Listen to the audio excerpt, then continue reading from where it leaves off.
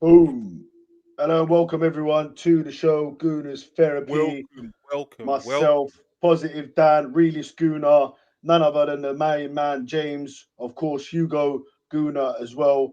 Big up everyone who's here at the start of the show.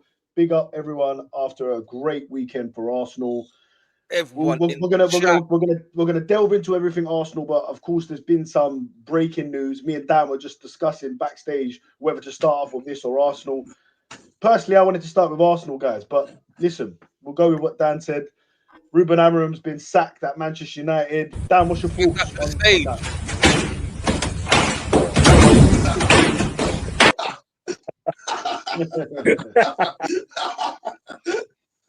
Hey, that video's cracked me up when I first saw Get that, bro. out, man. I don't know That's why it took so long, to be honest, with yeah, Ruben Amorim. His time was coming long overdue. As an Arsenal fan, I'm upset that he's gone. Because I reckon if he stayed there, it would just get worse and worse, yeah, or it would have just yeah, stayed where it is, up and down, yeah. up and down. But yeah, it was long overdue, man. He come out and said some crazy stuff in his interview, and they Yeah. pulled the plug on him, man. See, I don't think he was sacked for where they are in the table. I don't think he was sacked because of results. Because look, at the end of the day, the sixth. If they were gonna if they were gonna sack him because of results, they would have sacked him last season when they finished 14th. They Yeah. clearly believed in him. They believed in it in a plan. I think it's solely to do with once you go against the owners. You know, Yeah, Yeah, I I, don't think it's he, solely. I think yeah, that was the main reason. But on top, if yeah, he was doing well and he yeah, was all right in but the table, but when he Dan, come out but and Dan, said they that, are, but Dan, the sixth in the table compared to what they finished 15th last year. So he's yeah, improved 11 places. I think at the start of the season, they would have been like to him, look, if you can get top seven, top eight back into Europe, it's a good season. You know, if fifth gets Champions League, how many points are they off fifth? So, I mean, yeah. look, But I think, if he was second in the table and he come out and said that, they wouldn't have sacked him, bro. I think well, it's a culmination of both of the things. But the main thing, like we're saying, is you don't come out against the owners, the people that pay you your money, See, man. see, I think there's another element, a bit of what you're both saying. Basically, the tradition of Man United, I mean, they've been bad for a lot of years, right? But they've been winning they've been getting trophies, but not the level before. But what you got to think is, right, even though he's getting these results, I think he's been getting these results because the Premier League, the lower levels of the Premier League are not that good. Anyone can beat anyone. It's not like before. Yeah. Secondly, he I don't think the owners, I think the players, when he came out and said this is the last season, this is the worst ever Man United team, right? Mm. You shouldn't have done that in public because you are undermining your players, right? And then you've got to look at all the mistakes he's made. One of the hottest talents in world football, Kobe Mainu, right? Although, did you guys know that he's got that thing? My mum had it. He's got a illness when you have to inject insulin. Diabetes. Yeah, he's got diabetes like my mum had, yeah, and so that's why he disappears for a bit. But when you've got one of the hottest talents in the world, and you have upset him so much that he came out a while ago, didn't he? He won't get he wanted to go on the transfer list, go on loan and all that, yeah. Then you got Ahmad, one of the most attacking youngsters. These are local Manchester United boys. You could lose not only the ball but lose the fans. Then you got to look at his I don't know tactics. if Ahmad is, but No, I understand you. And just a few more points. Then you got to look at his football. I know where he's in the league, but the football's awful, right? yeah, that is Um, true. yeah, and And, also, and, also, and also, I mean, a couple of games they lose a couple. They go, it's so yeah, congested where they are. yeah, yeah, yeah, Arsenal are so yeah, far ahead of everyone. yeah, yeah, I yeah. was That's right. looking And at the then what? table earlier. We are literally Yeah, running away. Apart from City and Villa, who obviously are yeah, still 6 points within yeah, us. The rest of the teams, we're like 15, 16 points ahead of yeah, yeah, Liverpool. We're yeah, like It's a 17 wrap. points from yeah, Chelsea. yeah. But Everyone, we also, are just Daniel, smoking them. And yeah, we'll come that's on Oi, to right. that James, later. someone in the Yeah, yeah. comments was But bigging up your Biggie shirt Yeah. in your AFTV interview. Said it's fire. it's Robbie when he was young. Yeah. See, I know Robbie well, and that's his favourite one. If you watch my other videos, right?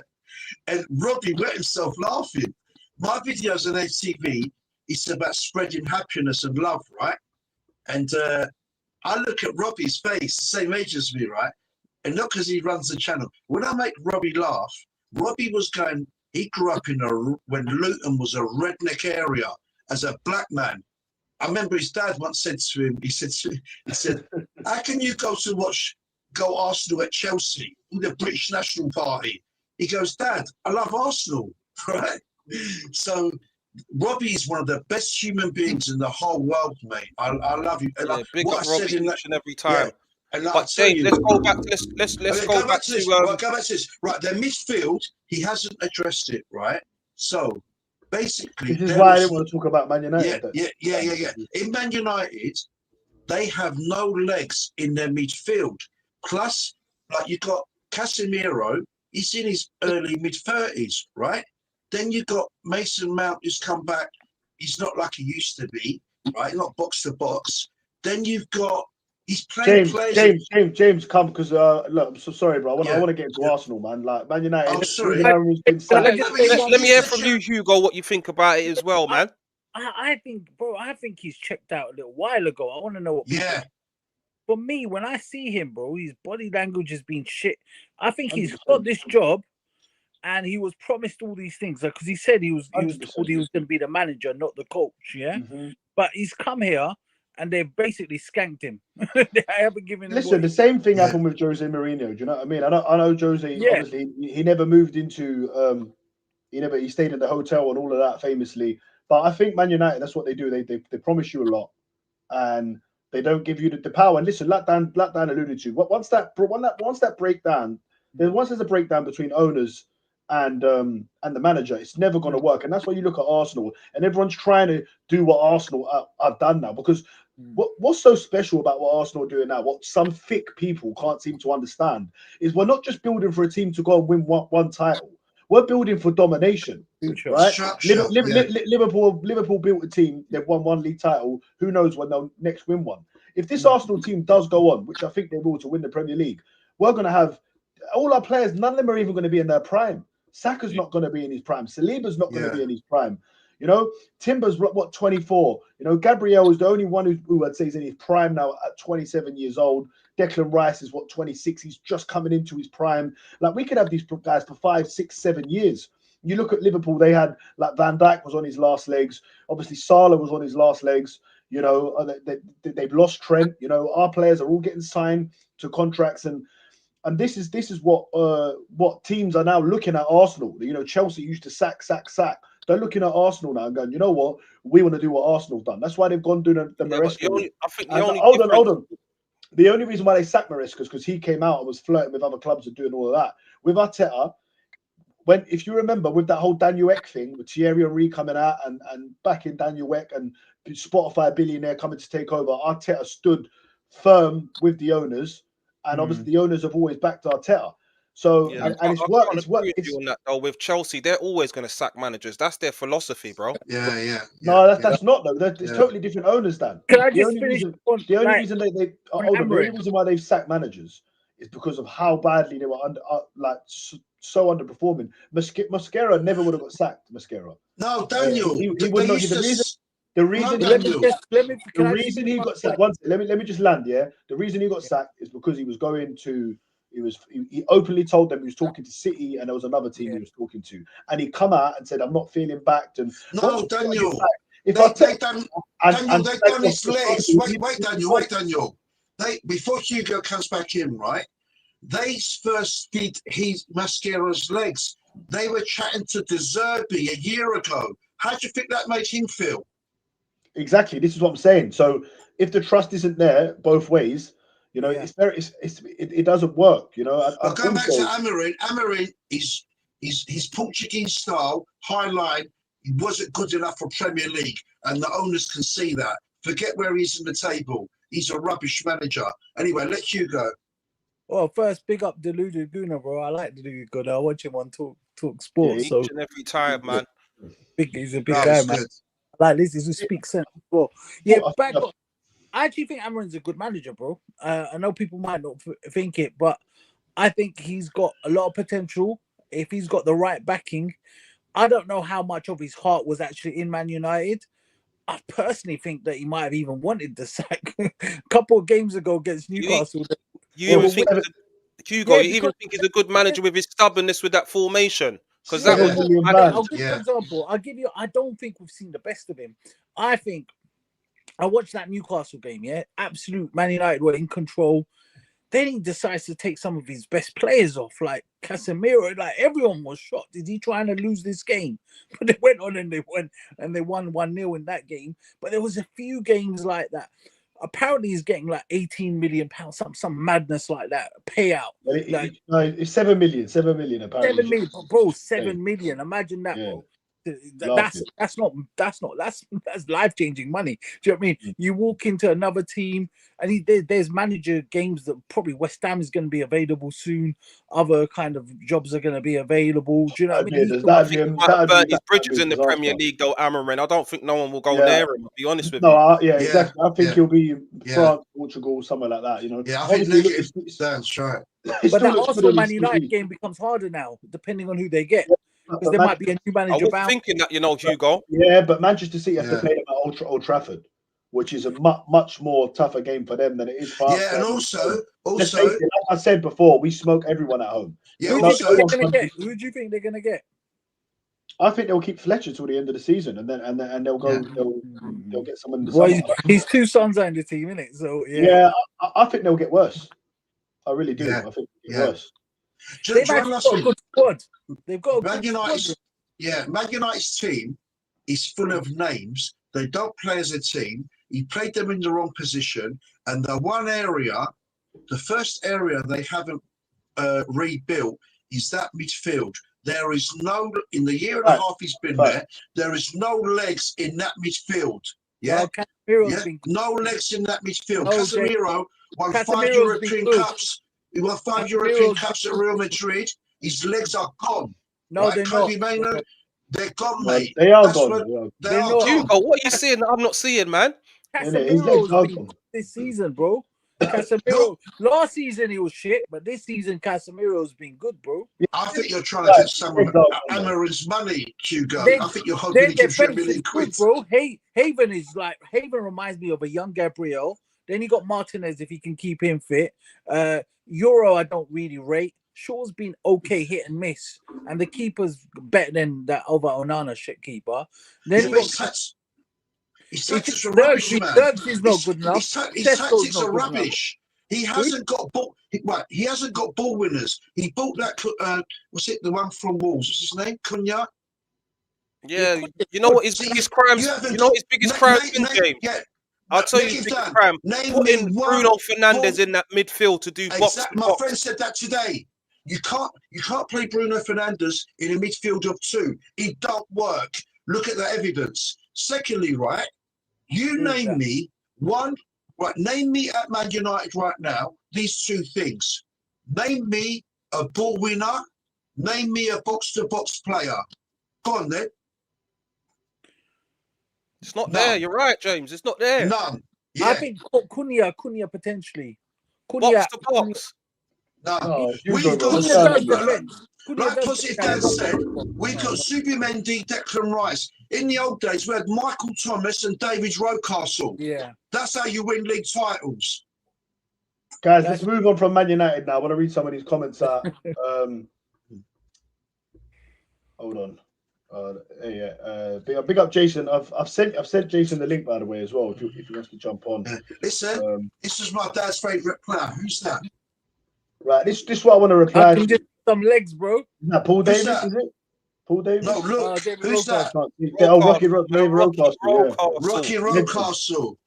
Legends, mate. Saka, you ain't got nothing on him. Dan, let's go through some of these chats, bro. Yeah, I want to reply to this one. Don't get carried away, whatever you do. We're in the exact same situation in 22, 23. You know why these comment, whenever anyone says this, it really pisses me off because it's totally different. In 2022, 23, Arsenal's team had an average age of 24, was the youngest team in the Premier League. Right? Yeah, and was up against a Manchester City with a prime Kevin De Bruyne, prime Bernardo Silva, Rodri. Prime Rodri, prime John Stones, prime Mahrez, like all of these unbelievable players that they had. Edison in goal. if they were just absolutely Do Cancelo. you know what? They were phenomenal that year. That year, Haaland. It was Haaland's first season. That year. Hold on, James. Let me finish because that year, when you looked at their team compared to our team, there was no difference. Our first 11 was quite good. It was our first title race ever. Do you know what I mean? So you can't compare that and this. You just can't. It's two to 3 years we're later. not comparing it, Dan, but it's just saying just not get carried away. Obviously, we're in a great position. It's looking very good, Dan. But I'm still saying we still got to take a game at a time, man. Yeah, take a game at a time. It's looking very good. Dan, we don't want to see that down there, bro. Put your camera up, man. Hey, Daniel. What's going on over there? Pause. Daniel, keep it PG. Yes, bro. We're talking about one quick comment about positive Dan, right? I was thinking this a lot, right? I was watching your show that Hugo kindly saw and sent me about when Lee Gunner, you was getting it full in the mouth, and I only got one mention, and Lee Gunner goes, that's sorry. Actually, there was a pause comment by Negative Dan when he goes, "Get it out, Dan." And Lee Gunner goes, "Big pause." Right? Anyway. All right, we're gonna get out. We're gonna get out soon. We're gonna get out, but listen to this. Let's talk about. Sorry. Listen, let's talk about what Lee Gunner thinks. It doesn't matter what you think. That's a wicked one, man. Is that The Rock? That's The Rock, man. Seriously. Oh, I love him, man. My dad used to love him, man. He's wicked. Come on, that's my guy. That's Saliba. No, The Rock. If he was a footballer, he'd be half Saliba and half Magalesh. Yeah. That's a good shot, James. Yeah. But yeah, man, we are 6 points clear of the Premier League table. Man City are choking, and we just keep righting our wrongs. Another game where we dropped points last season, and we picked 3 points up this season. Right now, here you go. You keep asking about percentages, how confident you are you're going to win the league, what your percentage is at. Well, it's gone from 40% to 50. Then it went back down to 40%. Now I'm at 60. It might even be 65, Hugo, man. It might even be 65, my bro. You understand? I'm feeling very right now. I'm 55. I've gone from 30 to 55, bro. Crazy stuff. And I said it to Dan when we was arguing there at the beginning of the season. Yeah? I want him to be right, and I want him to prove me wrong. Do you understand? I want him to be there at the end of the season saying to me, I told you, Dan, I was right all along. Because if he's right, trophies are incoming, man, and we're at that parade, man. Can I say one positive comment as well? I think we can come up with this, discuss it later or now. The big question is, against Liverpool, will he play attacking football? And I think he will. I'm going to ask this as a question to all of you, right? I think Mikel Arteta will play attacking football on Thursday because of against Villa and again in the last game, you know when he used to bring on Norgard and defenders, he brought on 3 attackers. See, now he's got all the, like I said in my last AFTV with Robbie, right? Now he's got all his players, his troops, he can bring on attacking players and play attacking football. And Arteta can do that. Going back to the point Positive Dan said earlier, when we were playing the conglomerate, Man City, the state, who had all the best players. Mercenaries, as you called them, James. Yeah, mercenaries. They are mercenaries. When Arsene Wenger was there, you pressed my button now. When Arsene Wenger was there, he took half of our team. Sanya, Kolo Toure, Adebayor, Nasri. Sanya. Yeah, all of them, right? They went for the money, right? And then basically, so go finish on this. What Positive Dan's saying, and I'm going to back him up on this, right? Big up, James. Right. Basically, when people say all this thing about we lost the last 3 titles, you have to look at the wider context. Mikel Arteta was playing against the conglomerate of Manchester City, right? The big machine with all these. Their squad was humongous, right? We had people like Hugo said in the past, Rob Holding and players like that.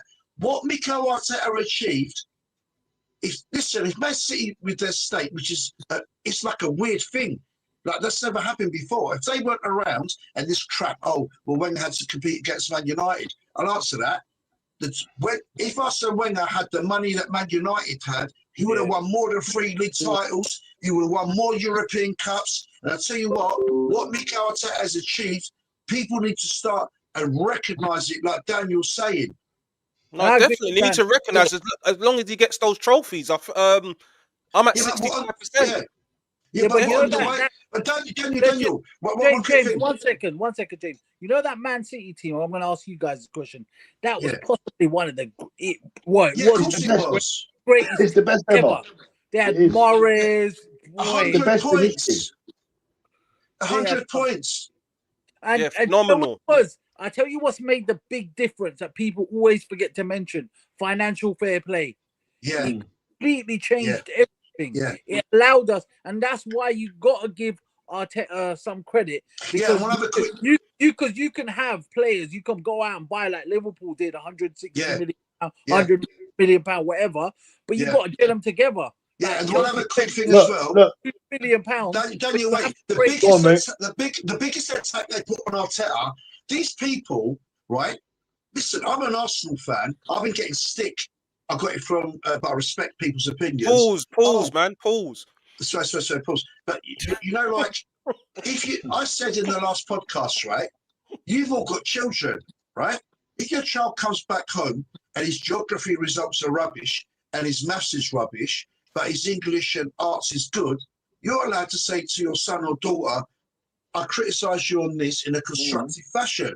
When you look at a football club, you're allowed to support. Just, you know what? This modern day, what they call it, rage, all this hate stuff, right?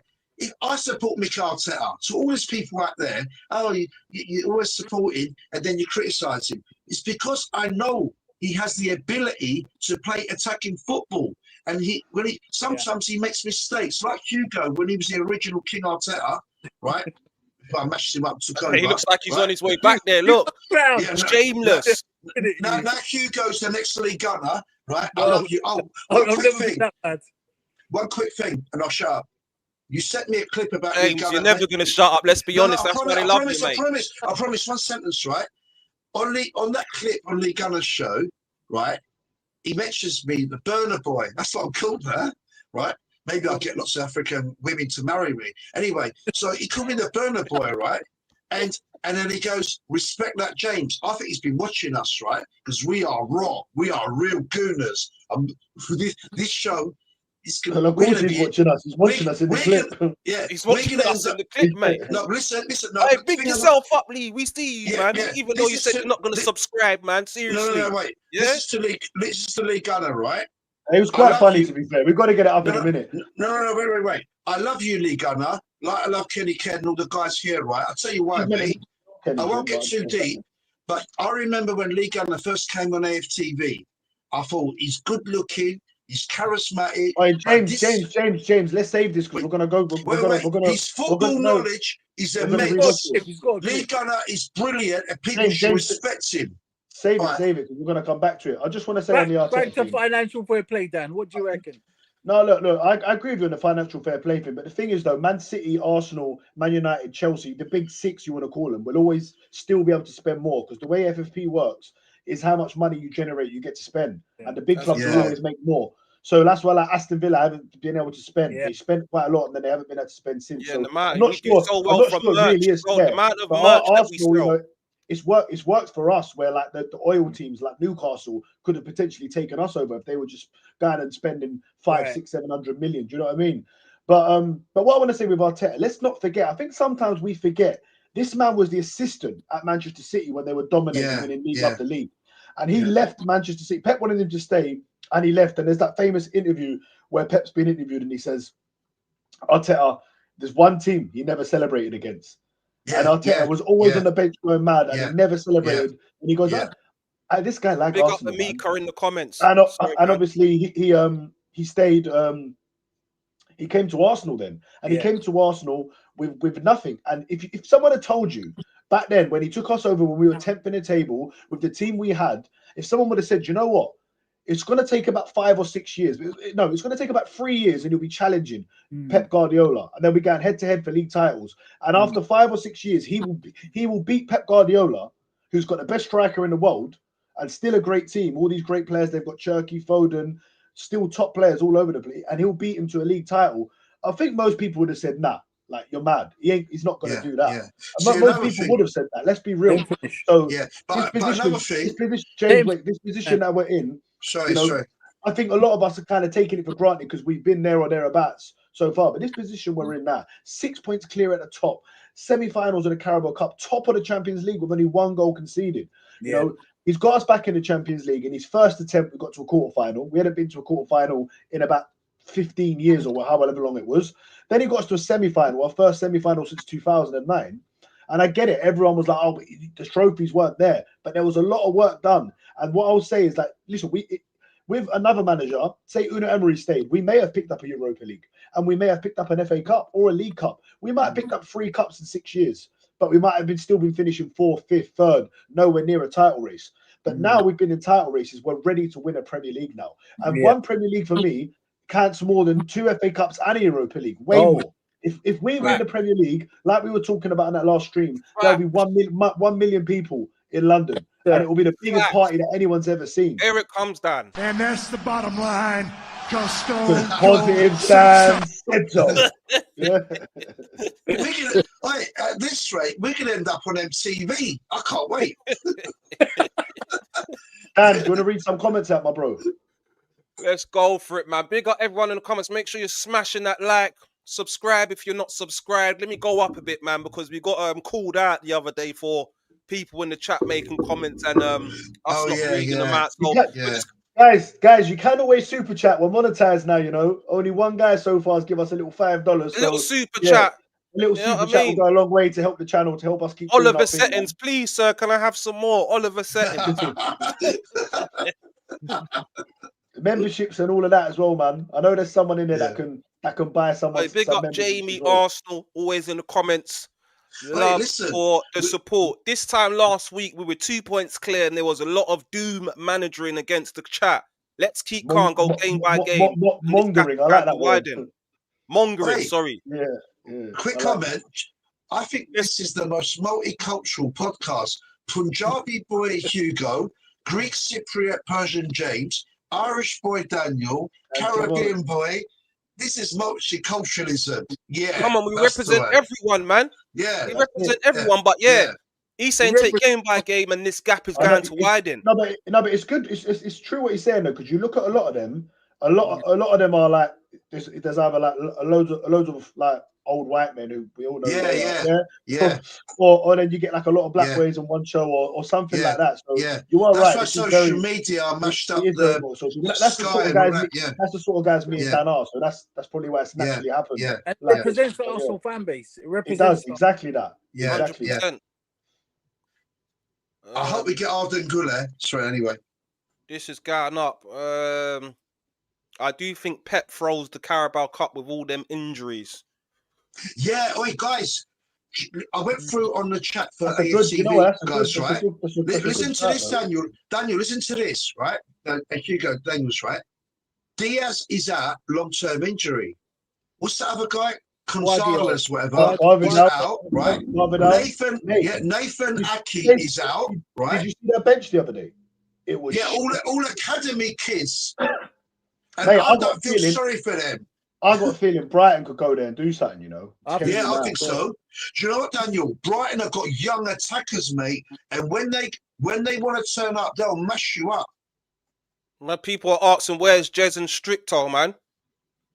I don't know. Don't know where they are. We want to get Stricto on the show anyway. So when you're ready. Let's see Stricto. Tell him to come on, bro. Stricto and Jez have gone out on a romantic date.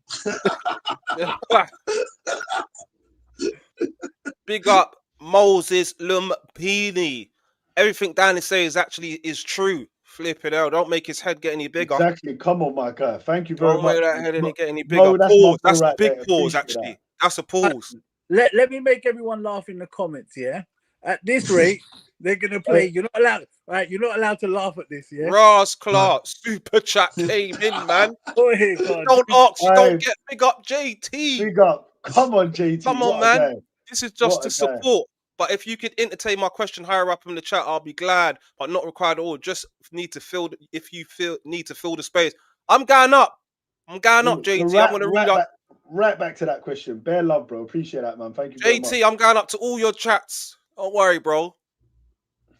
flipping, oh, you paid for this. This as well. You got the young Vin Diesel, positive Dan. You got the young Denzel Washington, negative Dan. And Hugo, I like the Vin Diesel one. I'll take that over fucking Ryback. And Hugo, I'm launching his Bollywood film star career, right? And then me, I've been called in the chat the preacher, the civil rights leader, this is AFTV, and I've been called Danny DeVito. He's a good actor. I can see that one a little bit, you know, Danny DeVito, man. Yeah. Penguin. And I've been called Del Boy as well, Del Boy. Hey, Penguin, I'm going to start calling you Penguin, my bro. Hey, let's go back to JT. Let's go back to JT's comments. Love again, my bro.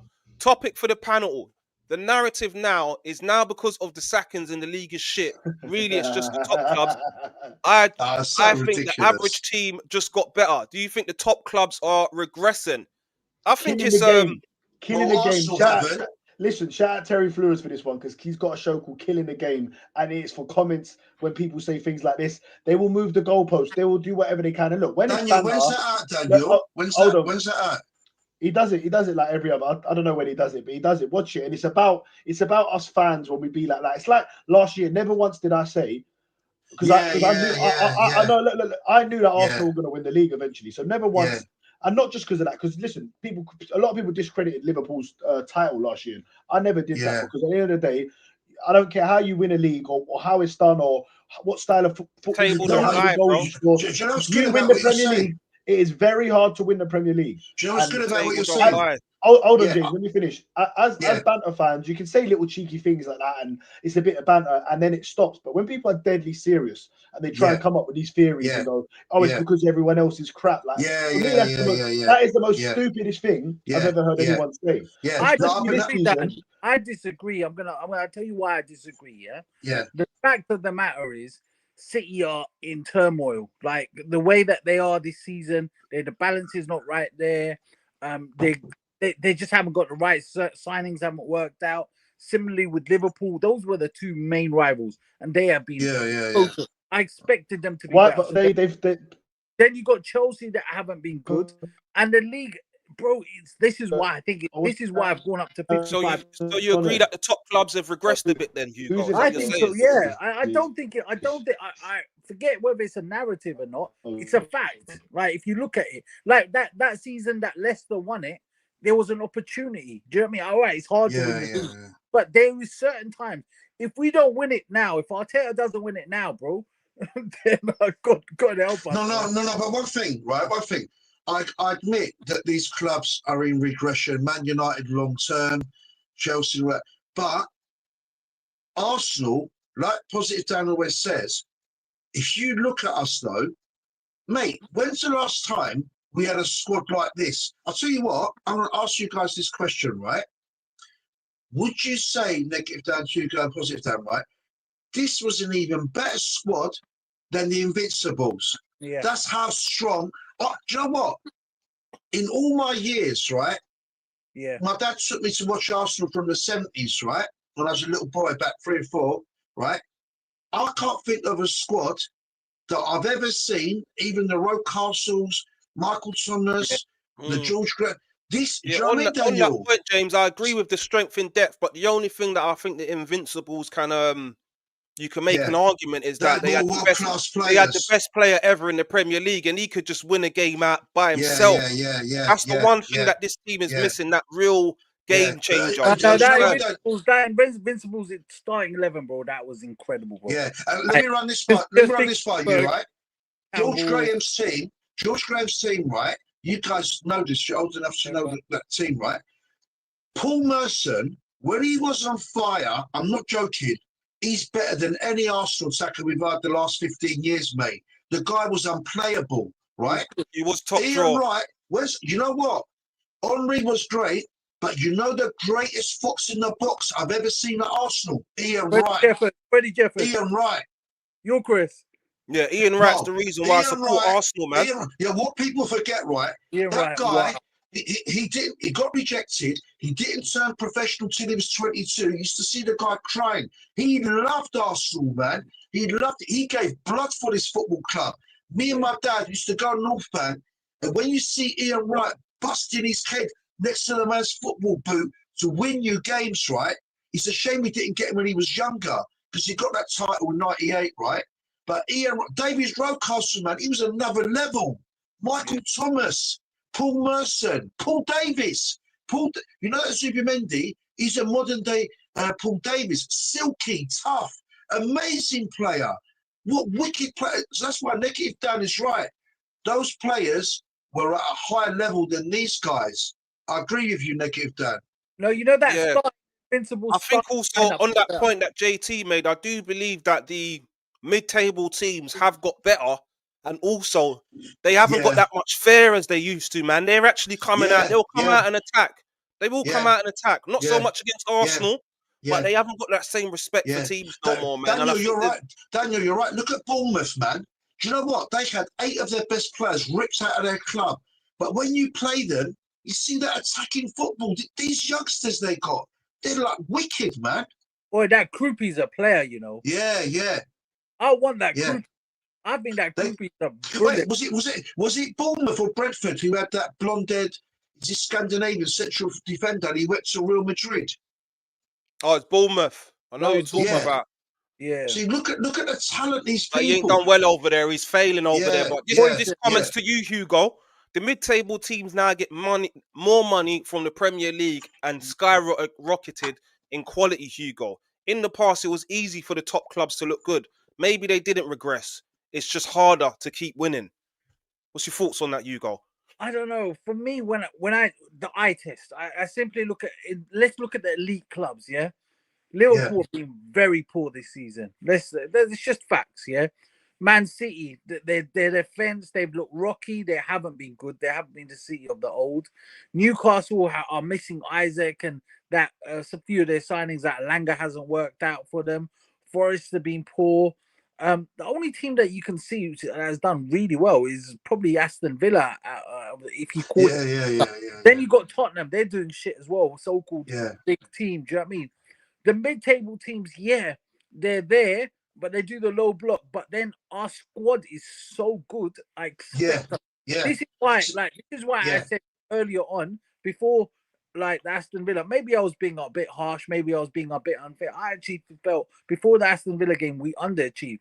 I actually expected, you look at the teams we played, we could have won every single game. Let's be honest. That Liverpool first game at Anfield, if we had stuck it on them, I reckon we would have got a point. They would have crumbled. That Man City at home, we never really had them.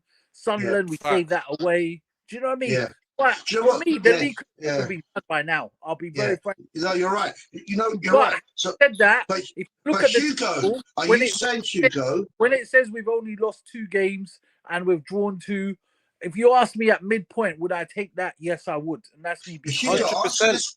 100%. Right, Negative Dan and Hugo, answer this question though. Taking everything we said into context, right? We had a lot of injuries, right? But with the squad we've got, I think, see what you guys think. I think even if Man City were on form and even if Liverpool were in form, I still think we had a good chance to win the league. What do you two guys think? Well, 100%, because Man City have been on form for the last couple seasons or when they won it, and we was there or thereabouts. So, definitely, even if there was on form, I still feel like we'll be there or thereabouts. But being that they have fell off, as people, definitely Liverpool fell off, and Man City ain't at the level that they was at. This is just a perfect opportunity now, man. It's perfect. We have to go ahead and win this, and God forbid that doesn't happen. We'll have that conversation if it gets to it. But you know what, Daniel? Daniel, you know what? I've got no sympathy for these people, man. What's that thing they call when you're the most laughed at club? Banter club. Yeah, they called us and Man United. They called us for so long, right? And we finished 8th, and everyone is going on and on about us, right? And then it was Slot's decision. I saw his interview. He saw the last 5 Premier Leagues were won by the goals most scored, not by the team with the best defence. Because that's been proven by Arteta. Like Hugo just said, when we played Man City, Daniel, and when we played Liverpool, you can defend all day, but if you don't score, you ain't going to win. Yeah? So that's where Hugo's right. We bottled it against Man City, and we bottled it against Liverpool. Yeah? You had all them attackers, Odegaard, Eze, all on the bench, and he plays 3 DMs. And they're shit, mate. Man, one sec, James. One sec. I'm going to let you carry on. Hey, big up Jamie, Arsenal 11. You just become a YouTube member. Respect for that, my bro. Yeah, now that we're gone up a little level, still a small channel, you can also become a member by clicking join. So appreciate that, Jamie, man. And obviously with your membership as well, you get priority on the comments and so forth. So yeah, man. Thank you, Jamie, each and every time. Carry on, James, man. You're on one. Go for it, mate. Yeah. What I'm saying is, right, is that all these people that say, oh, the other teams weren't as good. Sorry, mate. You all been laughing at us all this time, Daniel. Look how much abuse we get, right? And they make decisions that didn't work out. Slot decided, like last January, Daniel, we decided not to get any attacking players. And remember, Hugo, Aston Villa went out, Daniel, and got 5 attackers. Rashford, Asensio, Marlon, who's an Arsenal Academy player, the Dutch boy who scores for them. They got 5 attackers, right? We didn't even get one when Havertz, Saka, and all these people were injured. That's a bottle job from the club. And that pissed a lot of the fan base off. They gave up, bro. James, they gave up. Exactly. Bro, you know what it is? When you go in, game out, I still feel there was opportunity last year. Yeah, if we got Kvaratskhelia, I reckon we would have won the Champions League. I think it was the difference. Yeah. But they almost decided we're gonna go big in the summer. Yeah. Let's just see how we get along. Liverpool are gonna win it. They gave up. They gave up in January. Facts. And that's PD Will says you're laughed at. We're a banter club. This is what he says to what you're saying because your fans want to sack the manager when you're top of the league. Yeah, exactly. I don't think anyone on this panel. I'm critical. No, we don't. No one here does. Now. Yeah, no one here Maybe does. earlier in the season I might have said it. Yeah, no one here does. But listen, no one, even the most negative of fans are not screaming for his head right now. But I think another reason why we're hated is because we're the most relevant club in England. With the social media presence. The most watched club in England. Social media, the world. On social media, we're the biggest club in the world. We're the most relevant. When you look at all these other fan channels, YouTube channels, people that are not Arsenal fans, their main topic most of the time is Arsenal. Yeah, listen, that's what gets them the most views. Daniel, when they talk about Arsenal, that's when you get the most views. When you talk about Arsenal, I don't think you should be called Negative Dan. I think you should be called Real Daniel. Isn't that not what my name says? Sorry. I keep thinking I'm talking. To Denzel. Really I keep thinking I'm talking to Denzel Washington. Sorry. Right. Anyway, but Daniel. That's a good one, though. You do look like Denzel Washington. He doesn't he? I wish if I had your looks, man, I'll take that one, man. I'll take that one. Well, King Kong ain't got shit on me. Listen, I get called Danny DeVito, and you're called Denzel Washington. Trading thing. What a film that is. Yeah, that's a wicked film. That's a wicked film. And you know the glory about the black soldiers in the Civil War in America. Do you remember? Glory. No, I ain't watched that one, James. I know you're a deep guy still. No, don't worry. I know I've got to educate you youngsters. Anyway, right, listen. Going back to this, right? I'll pause it down. Listen. Right. 2 quick points, right? All this crap, one of the biggest forms of attack about Arteta, right? That guy's right, Daniel, that one in the comments, right? We are top of the league. And if we watch a match and the tactics are a bit negative or we think he could have done something else, life is about opinions. And I'm Greek. We invented democracy and civilization. So listen to me, right? Right? That's why we got this show, yeah? It's modern day democracy on YouTube. So don't try and diss the son of Greek gods. Anyway, there's no big I am with me. I'm just a little Danny DeVito. But anyway, getting back to it, right? Basically, getting back to this, right, is that, like Positive Dan said, we all support our football club.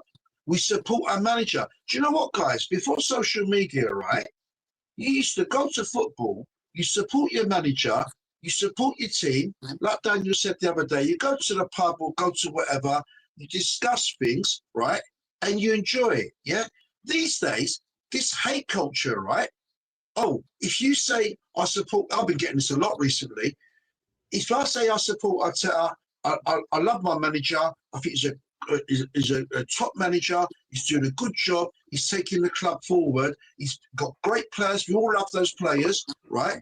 But if I see a game and he's played negatively, and I say, oh, I disagree with that tactic, straight away, oh, you must be an Arteta out. They try to pigeonhole you, innit? Right? Yeah, it's unfortunate. You know what I mean? It's the society you live in, right? And then it's like Facts. And Facts. the other last thing, Daniel, right, and let everyone else speak, right, is that life and the world is about respecting others' opinions. Lee Gunner, I watched him when he first went on AFTV, right? And that guy stood out against the mainstream. So the amount of hate that boy's been dealing with, I call him boy, he's younger than me, but his knowledge is immense, right? He should have been a lawyer. The way he puts his argument across, that guy, all these people that used to say to him, go and watch Tottenham. Lee Gunner loves Arsenal Football Club. I've been watching him for years, mate. That guy, I don't idolise people. He's a proper Arsenal fan, right? And he's worked his nuts off to get to where he is now, right? And he's jokey and everything. But Lee Gunner is a proper gooner. I'll say something because I know, Dan, you're going to go into that Lee Gunner thing in a second anyway. So, sorry, guys, but I'll actually add to that. I spoke to Lee Gunner. I was on what's that? Dan Potts' channel, and then afterwards, Lee Gunner's actually a real one, bro. Like, yeah, he is. You know he is, man. How he is offline. Yeah. How he is online. Like as us well. lot, like us lot, Hugo. Like us lot. But do you know what it is? Yeah. You know when you get like you just hit the nail. You know when people are constantly hating you or you, then you become a bit more hardened. Do you know what I mean? Yeah, that's what I happens feel to him. like the only thing I think sometimes with Lee is he becomes entrenched in his position, and there's quite a few people like that. That because they made the position, they put their. Do you know what? Down, Listen. What I'll say about him is at least he's the original one, right? He's the original one. That he's the original. At the end of the day, it's his job. You know, and listen, he slates off Arsenal and gets loads of views and whatever. Good luck to him. But there's a lot of copycats now. A lot of copycats. But you do need people like that. Yeah. And the copycats are jarring. It's really jarring. The rat army. That's what they're called, the rat army, bro. I know what positive Dan's getting, right? When I first went on AFTV just over a year ago, my friends all said, the youngsters, don't read the comments, James. I was getting brilliant, I was getting millions of views, right, on all the spectrums. And you know what? Robbie said this in an interview about his business. If you get 100, you get 97 likes and 3 bad ones, it kind of upsets you. Positive Daniel, I remember Hugo getting it when he was doing King Arteta, right? The amount of shit these guys, do you know who gets it the most right now? At least he's genuine, mate. You know Ryan Calecho? Yeah. I love the guy, right? He's my brother. He's entitled to his opinion. He don't hate on anyone. He's not malicious. Shit, though, man. He talks shit. And I know, Daniel. But he's my boy as well. But he knows. Yeah, but Daniel, he knows he's talking shit. But Daniel, I'm talking about respect. He's entitled to his view. Big up Ryan, Mike. One second. You know what he's saying now? Everyone's copied my sustainable things. Ryan, we were saying that from before sustainable, bro. Before you said that, my guy. Everyone was saying it, but that was one of our points. Anyway, we'll come on to that now. Let me comment on I'll come to you, Hugo. Dan, I think there's a comment you need to read out, my bro. One sec. There's someone there. Oh yeah, Jamie. Jamie become a member, Dan. So you need to big up Jamie. I already bigged him up. That's so my big up Jamie. Oh yeah, that's my mate. Big up Jamie. Thank you for becoming a member. Appreciate it, man. Listen, Daniel. The problem ain't one sec, James, mate. Yeah. The problem ain't the League Gunners if the world, it's the people that buy it and feed the character narrative. Any click is a good click. Yes. You see, that's me. Before I was in this YouTube space, if I saw that, I would never entertain it. I would never watch it. Because I'm in this YouTube space now, and you know, I'm in it, and Dan subscribes to these people, and I wake up. I've been subscribing to them, bro. Yeah, it wakes up and it puts me in a bad mood when I hear these people talking. Don't watch it, Dan. Shit. Yeah. No, but Daniel. Honestly, bro, like I literally the other day there was a show, and it was right after right after I think Chelsea had just got the draw, and Arsenal obviously beat Bournemouth. So you think the headline would be Arsenal move 6 clear? You know, Arteta has been tweaking things at half time. Arteta, the most goals we've scored are from the 45th minutes to the 60th. He has been changing things. He's been watching the game, analysing it. If it's Unai Emery doing it, people be going, "Oh, he's so Daniel, great you're at right. changing You're things." right. And You're Arteta right. has been changing games. Atletico Madrid right. was 0-0 at Daniel, half time. Let him land. Daniel, Oh, quick James, comment. James, when I'm talking, you gotta let me land, please, bro. Sorry. Because I'm losing my train of thought now. But there was big games. Newcastle, we were 1-0 down, I think, at half time, weren't we? We were 1-0 down. Turn it around, we won the game 2-1. Atletico Madrid was 0-0. Aston Villa, what was the score? 0-0 at half time, wasn't it? Went on to go and win 4-1. Do you know what I'm saying? The other day, what was it? 1-1, Bournemouth. And we go on to win the game 3-2. So he's tweaking things and he's doing great things. And anyway, to get to the point, the title of his show was, well, pause, man. This fucking camera. Dan. It's Vin Diesel. Anyway, I'll do it here. The whose title, show was it? Oh, I can't remember now, bro, man. One of them, bro. The title of his show was Arteta doesn't trust Eze. Like, had to make it about Arteta. Like, DJB, innit? When it DJB. One sec, bro. Let me just sort this out. Go on, say James. No. Just from what Daniel was saying there. No, just from what Daniel was saying there, right? Negative down to Hugo, right? He's so right, what Daniel said, right? Yeah. All these people that's right. First of all, in that first half, it was DJB. It was. And it's so funny because all the other were going is like, oh yeah, you know, the football we're playing, like, it's just Should I do it again, Dan? Should I bring the rock back? Yeah, bring the rock back, man. Bring him back, man. Hey, DJB, man, you know it's all love, man, but yeah, we want to know what you think. It doesn't matter what you think. You can't be negative after that, bro. Do you know what I'm saying? Why would you make what goes through your head? Yeah. Doesn't. That is. Surely it should be. Who cares about who played? Whether it's Eze or Odegaard, we won the game. That had made us go 7 points clear, but before actually it was after the City game as well. So it was the post match. I think it was after the City game. Yeah. That's the headline of your title. Yeah, bro, this camera's pissing me off. Yeah, positive Daniel. Don't worry, Dan. You look good, mate. You look good. No holds, man. Leave it like that. Positive Daniel is 100% right. This statement is to all you Arsenal haters, all you Arteta haters, all you positive Dan haters, all you Goodness Therapy haters, all you James haters, and Hugo when he was whatever, right? And then, right, is this. You can't wait to criticise, right? Arteta, 2 quick points. It wasn't his fault, negative Dan and Hugo, that the Arsenal players did not put their chances away in the first half, in the last game. At half time, he must have smashed. I'd love to have been in that changing room, man. He must have smashed into Ferguson, George Graham style, right? When they came out, they destroyed. And he's negative. The reason he was bringing on defenders in other games, Daniel, positive Dan, list me the 3 players that he brought on as subs, the 3 attackers. Do you remember? Saka? In what game? Oh, in the last game. Saka, Trossard. Jesus and Trossard. Trossard, right? How's he negative, mate? So basically, you know what they pinpointed? He brought on Marino instead of Eze, rather than talking about the 3 attackers he brought on. Because Eze, it's just crazy. Right, it's not been horrible, right? I said this in my last FTV fan cam, right? I think Eze is gifted, he's brilliant, but in this team, you can't carry passengers. He's off the ball, right? Eze wanted a break. Eze asked for a break. Yeah. Martin Odegaard. You know what? Football isn't just about what you do on the ball. It's about what you do off the ball. Martin Odegaard is the leader of the press. Off the ball and on the ball. In the last 3 games, all these Odegaard the only thing I'll say on that, James, he's definitely a leader of the press, but he doesn't get stuck in enough for me. That's the one. No, he's been getting in. There was 2 games ago, he got stuck in, won the ball, and set up the goal. It's not true, Daniel. right? No, but One he time, pulls out challenges. 9 times out of 10, he's pulling out 50-50s. Yeah, he That's does pull out. It's his all own right, criticism.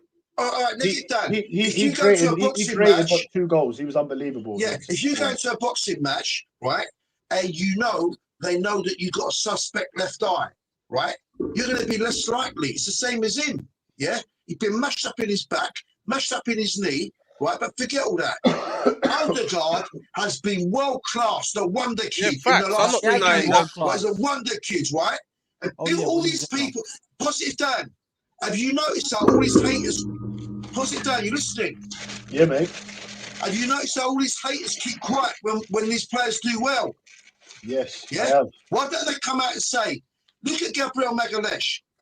He bleeds Arsenal, Tony Adams, Frank McClintock style. When he got that own goal, yeah, years ago they used to call him Bozo as well, all his haters, right? And then he went. Do you know what? I think he's one of the best finishers in the club, Magalhaes, right? Saliba, all of them played his heart out, right? These players love Arsenal and they give blood. And now Arteta's got his attackers. On Thursday, I want us to smash up that Liverpool, go for their throat, as Ty would say, football talking, not physically, right? And win, yeah? Their defence is rubbish, man, right? We need to kill them. But that's the frustrating bit, isn't it? Like, this is the frustration of the season. Your friend, though, his friend spitting facts, though. But go on. Yeah, but don't you think, like, because we know we've got it in us. We know we can put things away. Hugo. This is the thing about that Man City game at home. We could have stuck it on them. Yeah, but we could. Go back to Jamie's comment, man. Once you remember your priority, you get priority on the comments. So we're going to read this out. Arrears, style, and demands are very unique. Right. Yeah, I think Eze is still adapting to his defensive demands. At Palace, he had a free reign. Facts. Yeah, exactly. Defensively, he reminds me a bit of Actually, I can't even compare him to Odegaard. He's not good defensively, Eze. I'll be honest. No, he's jogging. He doesn't look hungry. Yeah, he's not right. Defensively, and Arteta's not going to stand for that. So I think that's the main reason. reason. You know when we played Villa away, it was his fault. They scored that goal at Villa Park. Just stop there, mate. You should be marking you know what, it. though? No, the funny thing is, these same people, right? When Pep drops Foden because he ain't played well for 3 games, like they'll be like, "Look, Pep, ruthless, drops Foden. If he's not playing well, we'll put someone else in." Then Arteta does it, and it's like, whatever the man does. Look, I was watching. Daniel, I was watching a show earlier. Daniel, they got agendas. I was watching a show earlier, and someone actually said, "I hate him. Like, I hate Arteta." That's disgusting, man. How can you hate the manager of your football club? That's disgusting. That word, that's a strong word, you know. You hate and you know what that fools you. Should I tell you what? Whoever said they hate Arteta, you know what they fell into? They fell into watching Arsenal and hoping they lose. That's what they fell into. 100%. They're not even enjoying the games no more. I can guarantee you for 1,000,000%, there's a lot of these guys, especially these guys on YouTube, that sit there and trust me, when they're on their own, when we score, they're probably like, And do you know what? But he's right, though. Daniel, I'm telling you. There goes my YouTube hits. Yeah, Daniel, something very important. Yeah. I live at the Emirates, right? Oh, yeah. Hold on. This one's for you, by the way, Dan. This one's for you, Dan. What happened to Dan Potts' Arsenal roundabouts? Oh, yeah. Well, they've not been on lately, mate. Yeah. Oh, yeah. We spoke about that. Big up Dan Potts as well. Big up Dan Potts. Just for context, Dan was like, "Why are you not getting on the roundabouts no more?" I said, "Bro, they've not been on. You get me?" Yeah. Anyway, soon come, bro. Daniel, youngsters watch what these people when they preach hate, right? By the way, Dan Potts is totally different to any. Dan Potts is a real one. Because he'll admit when he's wrong, and he's tops. I know his mum and dad as well. There's no agenda. Right, there's no agenda at all. Do you know every day, not just match days, because I live at Emirates, right? I get these little boys coming up to me and saying, "Are you that James of ATV? I think you're brilliant." And then their parents come over and meet pictures, right? Because they say, "You're positive, man. You support the team. You support the club." That's a good message to the young people, young girls, young boys. I get big, massive men coming up going, "Yeah, man, you say it," right? And they love this show as well, right? And then basically, those people that preach hate, there are negative youngsters who listen to that and think it's cool to be hateful. So they shouldn't do it, Daniel. Facts. I think where criticism is there, you got to call out. You have to, and you have to kind of look at but things. Not and, hate, though, Hugo. Not hate. I disagree with hate. But there are times where you need, like in an organization, in a company, you need someone that's going to call things out. They're usually not the most popular. They're health and safety officers. Constructive criticism, Hugo. Right. But I think with football, it's so emotional. It's so emotional. Sometimes you're like, what the why is this person like, why is he done? Why couldn't he see that? Like, do you know what I mean? And we all become managers when we're watching the game as well, don't we? Oh, so this is it. But and plus the PTSD, bro. For us fans, it's a little bit different. Me and realist Dan feed it. Like, you know what it is? Any little thing. Oh no, this is gonna happen. Bro, I want to be positive. Do you know how many times I've sat there and go, why the fuck's he doing that? Why is he leaving Saka on? Why is he this? Why? Bro, come on, we're fans. You know what I mean? Just don't sit there after a game we've won on YouTube and like you can't have a whole hour stream taking the piss out of my manager. You know what I mean? Daniel, I've not heard one of these, what they call top gooners, these people come out and say, with all their agendas, Mikel Arteta's job as a manager is to motivate his players. And it's not his fault. In the first half, they missed all their chances. At half time, he must. You can see what he done. He done his job. They come out and they were doing it. And do you know what? Another big thing. People seem to think you've got a God-given right. You've got to be perfect. You've got to win every game 4-0, and you mustn't concede a goal. Exactly. Sorry, mate. Sorry, mate. But when you play football at whatever level, Hackney Marshes or whatever, in Leeds or Manchester, in whatever community, in Tower Hamlets, my Bengali mates, Pakistani mates, or my Turkish mates, and my Irish and my Caribbean mates. When you play football, flipping out my Chinese mates, my Spanish mates. Exactly, everyone. Yeah. Oh, he's hulking up, bro. He's hulking up. Let him hulk up. Right. Listen, I'm the next Martin Luther King. Respect me. Right. So basically, right, what you got to do. The other team try. Oh, I remember when I spoke about when we beat Atletico Madrid, and people going, "Oh, they had chances." Of course, they can have chances, mate. They're Atletico Madrid, and you're playing in a football match. You ain't got no God-given right to win 5-0 every game. Yeah, exactly. And sometimes you lose. Sometimes the players are not on it. So Arteta kicked them up the arse, came out. All right, we can see another goal, but we won. Like positive Daniel saying, we got the 3 points. Declan Rice was on fire. Yeah, and look, you know what? Odegaard was on fire. James, you know what's on the agenda? What are we going to discuss on the agenda so people know what's left on the agenda that we're going to talk about today? Right. So what we was going to talk about, one is literally Chelsea. What we've kind of just been talking about now, but it was fans that Dan. I'll let you say it, Dan, because you sent it to me in the thing about the fans with where we're at now. You know, some fans holding on to the agenda, and some we've kind of touched on it without going into it. But some fans, I'll read it out. I'll put it in the chat. Yeah, put it in the how you put the Arteta routers. I was once there before. I'll admit it. The Arteta routers are struggling to admit they were wrong and finding any reason to be negative. Yeah. That's facts. I agree. And for me, that's why people like Hugo and Dan are completely cut from a different cloth. Because like I said last season, I never would have been like, I can't believe it. Why would you want Arteta out? Because at the end of the day, we didn't win anything. We regressed in the league, whether we had injuries or not. I know we done better in Europe, but we regressed in the league and we didn't win anything. And I can understand why someone would want change. I could totally understand it. The only time I can't understand it is when you're doing so well. You know what I mean? And to be fair, I have seen some of them say they wouldn't sack him now at this moment in time. But then they go on to say after that, you know, if he wins something, it's only one league and an FA Cup in 7 years. It's still not good. Like, and it's just crazy. Ridiculous. You know? When Arsenal haven't won the Premier League for 21, 22 years. If we win the Premier League, it's gonna hit like the biggest. Yeah, and you know what it is as well, Dan. I want to touch on the fact as well. Some of I don't want to sound disrespectful or nothing, but some of these man's content is built on that negativity. Do you understand? So when yeah. Arsenal are losing, when Arsenal are winning, they're losing money. They're not getting as much hits, innit? Yeah. Do you understand? Yeah. So they're losing money when Arsenal are winning. So it's a bit of a hard situation as an Arsenal fan when you're sitting there and your team's winning, but then you lose the money as well. You're in a hard position, man. Do you get it? Yeah. I went on AFTV once, a couple of years ago, and I said, "Listen, you rat army, do you support Arsenal or do you support YouTube monetization? Get behind, like something Yeah. I went full in.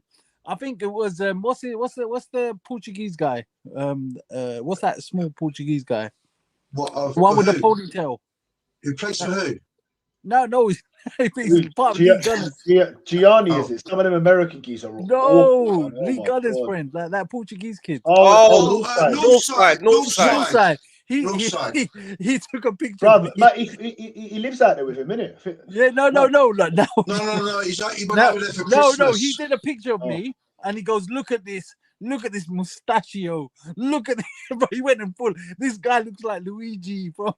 No, can I say one thing on that?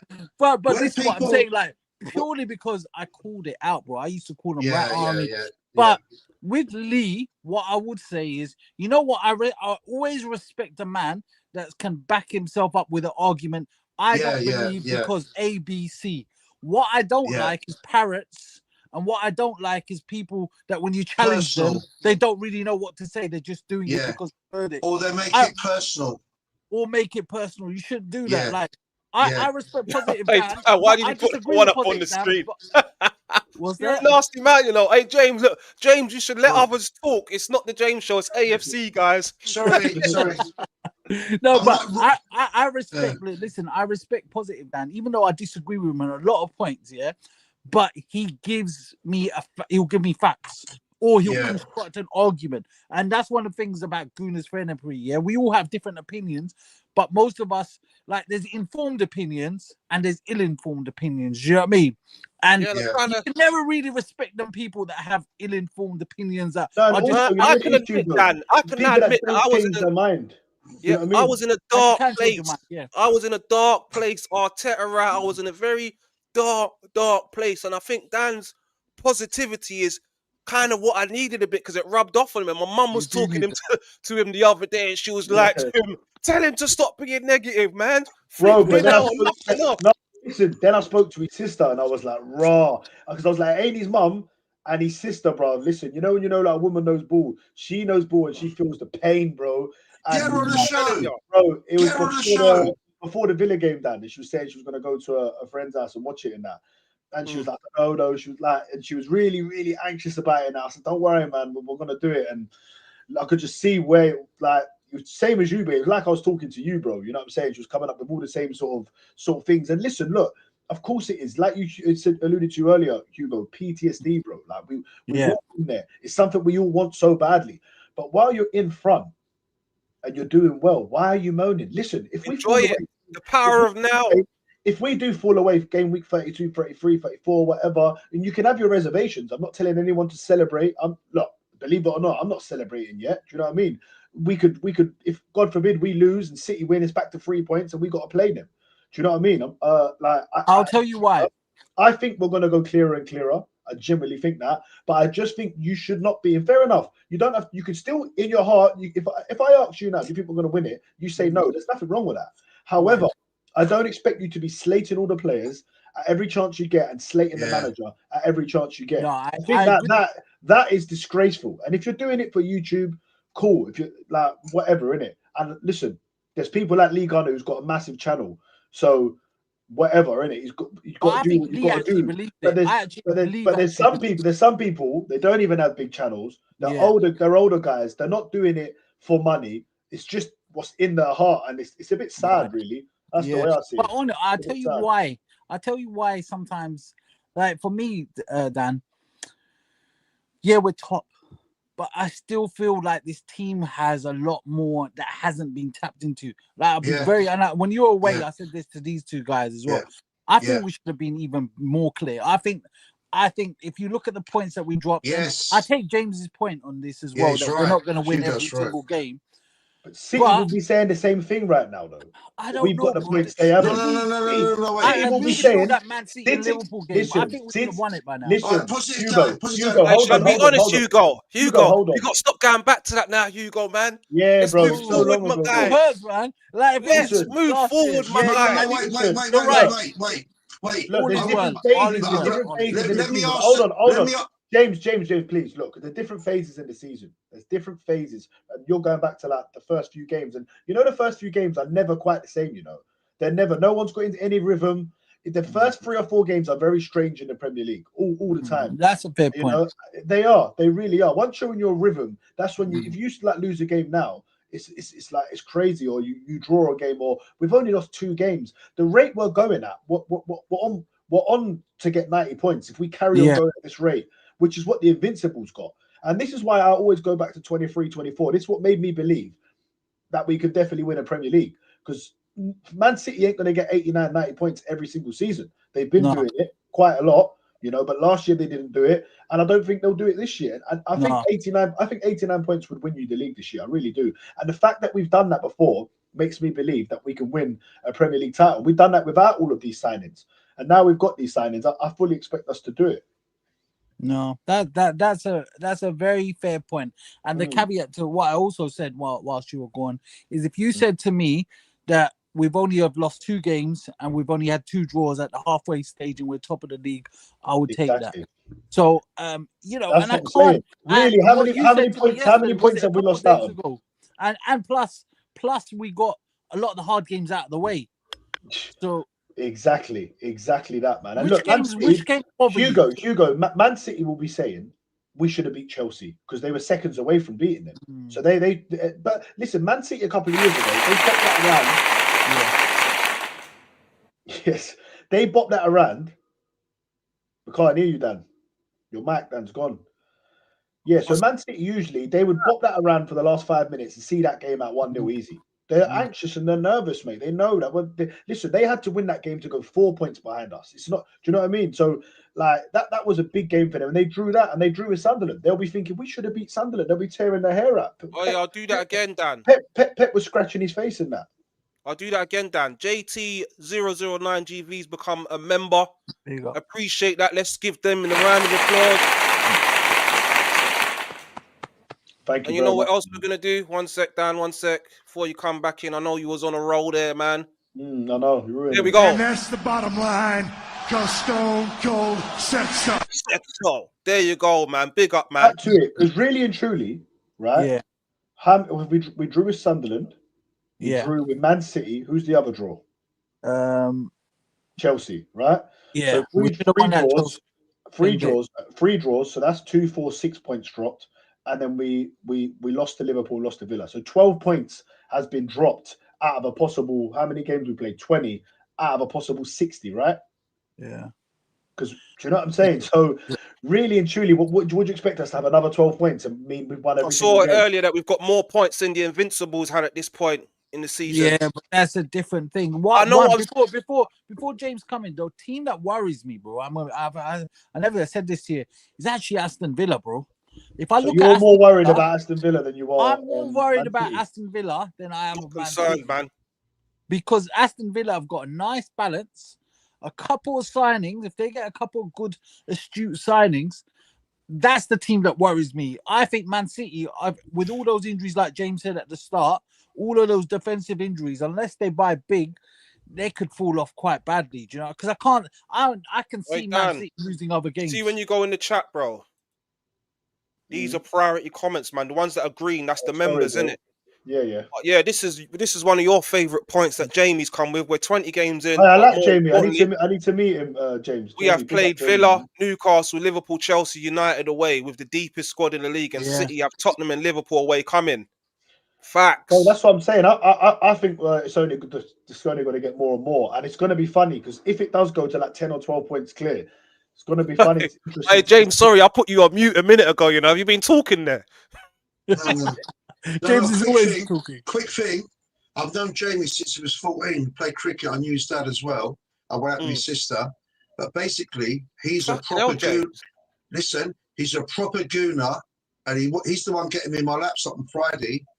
the guy has football knowledge and he wants to come on the show. He's And welcome I said, Anytime, man. I can see, James, he has got top tier knowledge. Yeah, he is. He's a top cricketer, and the guy knows Arsenal. Like my dad took me when I was a youngster, and his dad used to talk to me about football, and he's a proper gooner. Anyway, one thing where I think Hugo's right, and I'm going to ask the two Daniels this and the community as a question. Before they do that, James, just read this comment, bro. Sorry. I can't. Yes, Gooners. I'm not, but big up the whole panel. Not looking forward to Thursday. From years we've been smoking you, man, but times have changed. It's going to be a massacre on Thursday, bro. Yeah, James, give us your thoughts on the listen, thank you for coming in, bro. As a Liverpool fan, another fan, thank you for coming in. First of all, that guy, what's his name that made that comment? The Liverpool 90 plus Right, full respect to you, because when you watch football, you love your team, but you love football first, and you must respect other fans and other teams. And if the other team is doing really good and you fear them, to come out and say that, I respect him. Going back to Hugo, quick thing, I'm going to ask it as a question to all of you. Hugo touched onto a big issue, which I think is 100 million% right. This Arsenal attack is not one of the best attacks. Trossard is amazing, and Saka is not at the level. But look at our attack. We have not had all season a proper number 9. That's someone who's performing in that role at a maximum level. Saka's not been at a maximum level. The left wing at times, I mean, he used to try and get Mudryk. So Hugo is right. What you call it is this. I want to ask the Daniels, and Hugo can come in as well. We're doing it brilliant, but we're not fulfilling our potential because the attack is not clicking and chemistry like Villa and other teams. What do you guys think? I'd agree. I agree. Listen, I agree. I'm not so sure. But even with it not being clicking, it's starting to click though, ain't it? It's starting. We're getting them wins, man. We've just and this is what's been. This is the biggest thing, Hugo. I know me and you got the same sort of thinking, bro. This has been the biggest surprise to me. These games we've had recently, your Villa, Everton, Bournemouth away, we've won. Dan, we've won, bro. What did you say? The 5 games, we've just won 5 games in a row in the Premier League, yeah? Yeah. I didn't call that. No, yeah, I know, I did. Them 5 games, we didn't win one of them last year. Yeah. We drew with Brighton, we drew with Everton, we drew with Villa. We lost to Bournemouth, so maybe it's the last 4, right? And that's with the attack, and that is with the attack. We got Forest next. Forest next, who we drew with last year, 0-0. I went to see Ray Parlour do one of his things and one of his speeches in a curry house in Essex, and it was a brilliant night. But I remember that day because it was on the same time as Forest, and we were watching it on the phone, and we drew 0-0. But yeah, I just wanted to read one before that. Dan, where's it gone? Because it's funny that he said it. Let's just read this one first. He's the member, innit? JT. Yeah. Man City have a similar injury crisis as we had until now. Guardiola most likely to out for the season. He's out for a month. Yeah. Let's see if they can handle it. Oh my gosh, he's in my dream team. If he's out for the season, boy. Oh, that looks nasty. His chin. When I looked at the defense, yeah, like that O'Reilly. Listen, good young player, but listen, he's young. He's not experienced. And when you look at the other guy, who is it? Nunes, they're playing at right back. Yeah, he's gettable as well. He's not even a right back. He's a midfielder. Yeah, he's a midfielder. You look at them two, like, come on, bro. Like, Garbage and Diaz are right. Listen, City are in It's trouble, over, buddy. See that comment right there? It's over, buddy. Yeah, Guardiola out for the rest of the season. Diaz out for a month. Guardiola, Ake's a little bit injured. Yeah. And then you got Kusanov, who's really never fit. The only positive for them really is that Rodri's come back now, isn't it? But he's going to guess who they're going to play? Wait, guess who they're going to play? Reece Pussy. Wait, I love Reece Pussy. He can't even get a game for Celtic. Listen, I want to read this one out because Steve-O, you know what, Steve-O? I thought you were saying I thought you was replying to what I said, but it's so mad. I think maybe you just joined or you must have missed it. Earlier on, I said this exact same thing. He's saying, I don't want to hear now. He helped Pep more than actually people think. 100% he did. He was massive. Like, he was just the assistant. He was part of that team that was winning. And this was my words earlier that you just put here. So big yourself up. If anyone said 5 years ago he would have a better team, you would think they're crazy, and that is so true. If 5 years ago someone would have said to you, this assistant manager that's come to Arsenal to manage Arsenal, one of the biggest clubs in the world, he's gonna win you the Premier League in 5 or 6 years, and he's gonna be, he's gonna beat Pep to a title, you would have said you're fucking mad. Let's just hope we get back playing Champions League football. Just get over the line. That's all we got to do now. It's all set up. Just get over the line. That's all we got to do Daniel, now. I'm going to ask you all a question. Going back to the attack and what Hugo touched on, is this... Big up Ryan, though. Big up yourself, bro. Big up Ryan. What Ryan is that? Is that Kalaka or a different one? No, that's one of our good loyal guys that always come. Big up Ryan each and every time, man. Right. I want to thank every single person, by the way. I want to special thank out from my heart to every single person watching. Special thanks to James and Hugo, who always come and show us love. Yeah. I want to thank you all as well, man.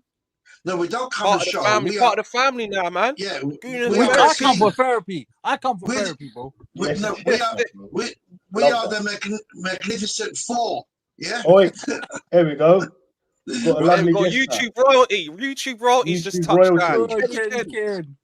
Hey, then, because also me and Lee were on to about 10 o'clock, and then we had a chat afterwards. I thought you finished by now. No. Thanks for joining us, Ken, mate. Really appreciate it. Now King Ken has come. Now King Ken, the Messiah of football, has arrived. We've just started. And you're going to be the first one to answer my question, Ken, and the rest of the panel. What we were saying, Ken, is that what Hugo touched on it, right? We are doing well, blah, blah, blah, blah, blah. But the only area that hasn't clicked for me is our attack. The chemistry has not been, there's been flashes, not consistent, right? Saka is not being, it's turned into, when Mane and Salah used to argue, Ken, and then it used to be greedy and Klopp had to separate them, sort them out, yeah? James, why have you changed as soon as Ken's come on here, mate? No, I haven't changed. It's because I'm the new, I live in Claude memory. I am the voice of reason. Listen to me. No, I hear you, bruv. I'm only winding you up. Go on, mate. Finish your question. No, listen. I'll ask Ken first, and then everyone else answer it, right? What I was thinking, had our attack clicked like a proper attack when you had Kanu, Wiltord, Lundberg, Pires and all that, or Rocastle, Paul Davis? I'll be honest, I don't like pairing, man, but I'll let you finish, man. All right, but listen, I'm talking about chemistry when we witnessed it at Arsenal. I think Ken's got the question now, James. He's got it. Wait. No, the question is this. Had we had a proper clicking chemistry attack that was blended, those games where we were struggling and do you think we would have put them away with proper finishing from a proper attack, Ken? I'll come in after Ken. Yeah, you think about it, it's a football's changed them, James. That it's not, and let's face it, man, I think Arsenal, if they're going to win the league or win the Champions League or win anything, they're going to have to do it another way. We're never going to see players like Pires, Bergkamp, Henry at our club ever again, and people Gilberto anywhere though, at any club though, isn't it? Yeah, but especially at Arsenal. So we're going to have to do it a different way. We've got to do it the modern way. And when you think about modern football nowadays, goals are few and far between. The way we attack is few and far between. Like back in the day, everything was on the front foot. This Arsenal side is very much, in terms of attacking areas, it's very much dependent on the what I called like the inverted wingers. Plus, we're very strong in set pieces. Plus, we get goals from all over the area. So, if we win this league, it's going to be goals from out the whole team. Yeah, and I think that's going to suffice. The fact is that it doesn't really matter because whilst we're winning games, Man City are dropping points. So we get in a situation where we've got a 6-point cushion. But if we get into like March and April like this, it's going to be harder for Man City to win the league. So if you look at, teams won the title over the last 10 years, there's sometimes 69 goals is enough, James. Yeah. I don't get. I'm like you. I like attractive football. I want to see the sort of football that Liverpool played when they won the league in 2020. I want to see the sort of football that I saw from Man City in 2019, 2018. But the way we're doing it at the moment, it don't matter at the moment as yet. But it's only when you get into the business side and we start dropping points, the goals dry up, teams put 10 men behind the ball and it's 0-0 and it gets down to 4 points and 2 points and Man City are smashing teams. Yeah, then you worry about it. But that's when you think, you know what? Rather than saying... Do you feel like it's feeling a bit different this season though, Kenny Ken? Because even the last 5 games me and Dan just touched on, I didn't see us winning all 5 of those games, but somehow, some way, we've done it. Yeah, so but we done it because simple reason. At the end of the day, the reason why we won these games is because at the end of the day, we've won it because we scored at the right times. You think of the game on Saturday, when we gave Bournemouth the gift, we utilised within 5 minutes, and in the second half we scored in the 48th minute. Then we made it 3-1. That gives Bournemouth a mountain to climb. Now you look at Tuesday, we play Villa, 48th minute, Villa clearing their nostrils, clearing their heads, thinking, "Oh, what the fuck's happened? We can get back." Anyways, second goal goes in. All right, we might be able to get back from 2-0 because we did last year, and then the third goal goes in. So scoring the goals at the right time, you take the game away from. Does the manager get credit for that? Ken, does the manager get credit for that? Does the manager get credit for that? Because the most goals Arsenal scored is between the 45th minute and the 60th minute, which is straight after half time. Does Arteta get credit for that? Don't get it wrong. You know, his team talk definitely would have helped against Villa because but the thing that helped as well, Villa's legs went out of midfield because Onana went off. So we were able to, he brought on. Yeah, I know. But so he's watched the games. I don't know if he knew Onana would come off. He's made a few changes, and we've scored 4 goals. And the same thing happened against But the fact is that there are times when Mikel Arteta, because of the way we play, he does put the shackles on. Where you think about Anfield, knowing what we know now, if he just said, "Come on, mate, come on, guys, get this Liverpool side because you can get at them," it might have been different. It might have been different in other games like Chelsea away and everything when they were down at 10 men. So, as much as you praise him for upping the tempo, there's games when you think, you know what, mate, come on, man, they're down to 10 men. Why are we not going for it? Anfield, Liverpool. The Chelsea game, I'll agree with you. I was at that game as well. I know you was there. I think you was there. But with the Liverpool game, the Liverpool game was the 3rd game of the season, and they were champions and they won every game. So they were facing a different Liverpool. Do you know what I mean? Yeah, but you know what I'm saying is that we're at a stage where, because we didn't win the league last year and we didn't win it for the 2 previous seasons, you want to lay down a marker. You want to go to Anfield. You say, "What? We're the boss here, man." In lockdown when City went to to Anfield, they won 4-1. But at that time, you knew City would make business. They're going to win the league, and I think you want to lay down a marker. Obviously, what we now know is that Liverpool were playing on their memories. That it wasn't sustainable what they were doing. They lost their last few. They lost after winning the first 5. They lost the next 5 or something. Ours was the 3rd game of the season, wasn't it? Yeah. But even so, before that Bournemouth, before that Crystal Palace, they weren't playing well. Yeah. But you know it is, guys. If you think about what we thought was required, like last season, the season before, because Liverpool was strong, Man City is strong, we had to be immaculate. What we now know is that Liverpool, are going through transition because they bought so many players and they have to replace Trent. And we know Man City that they're still missing De Bruyne, they're still missing Walker, and they're still missing like a holding player alongside them. They still haven't got Kovacic alongside them, Rodri. So there's still jigsaw pieces not there. So in essence, it was ours for the taking. What we're doing now is we're doing it a different way, where we're grinding out results. We're not playing the best, but what we don't want is that when we get to the business end of the season, Man City is still at our coattails and the goals just dry up. We play Everton. This is it. And James, let me answer your question as well. and then you can come back. Before you come in, Hugo, very quick to Ken, very quick, and the rest of you. Ken, you are right. When it comes to the business side, now I'm gonna intensify my question. What I'm saying is that I would argue the only clinical killer in the box who's been delivering this season has been Trossard. Saka's fallen off. No one's played it through the middle. When it comes to those business games, in the big European games, in the big Premier League games to finishing off that title, would you agree with me that someone, either Gyökeres, Jesus, Danweri, whoever you want to play in there as the third attacker, has to step up for this football club? What do you say, Ken? Without showing that, it's like boxing. You know, boxing, like a championship rounds. You know, from about round 9 to 1, from round 10 to 12. That's when you win the fight. You either knock your opponent out because you're about 3 rounds behind your opponent, or it's neck and neck. And if you win the 10th, 11th, and 12th round in the boxing, you win the fight. Maybe on a split, but the 2 rounds you win out of 3. You've won the fight because of what you've done in the 10th round, the 11th round, and the 12th round.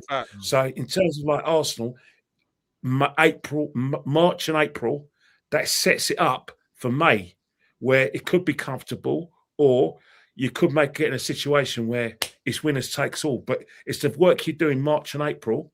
Well, we play Man City on game week 32, don't we? So exactly, it could be over by then. Yeah, but look, if I said to you now, we'd still be 6 points ahead by the time we played them. Would you take it?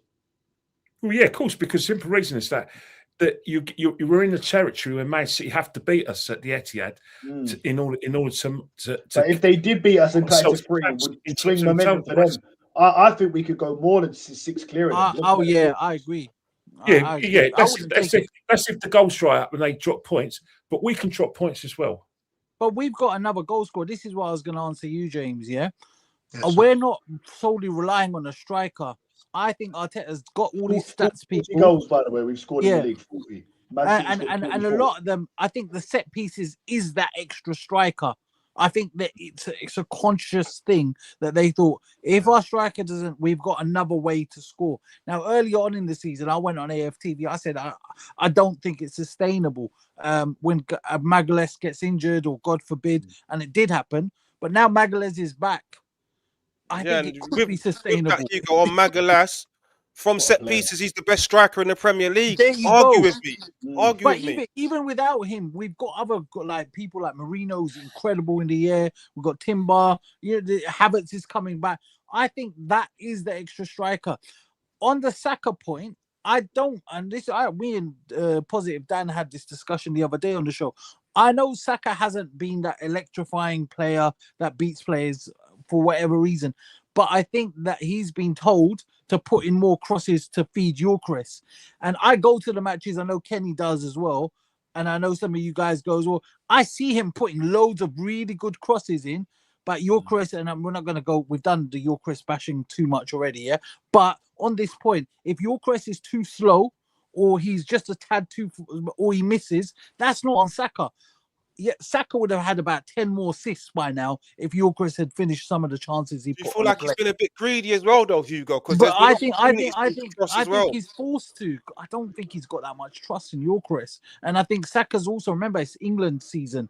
He wants to be that starting person for England, so he wants to be on the score sheet. And Saka's probably got a stat that Arteta sent him that your KPI is you have to score 10 goals. Do you know what I mean? So Saka's got that pressure on him. We need other people to chip in. Now, what I do think is King Kai, like we said the other day, is coming back. And I think he is going to be the difference. And I think he's going to get... That was one of my points, Hugo. So you can just chime in on that point. When Havertz comes back, do you think he's going to be our number one striker? Would you like him to be the number one striker? No doubt about it. I think Gyökeres will serve a purpose, but bro, I've seen enough of Gyökeres, bro.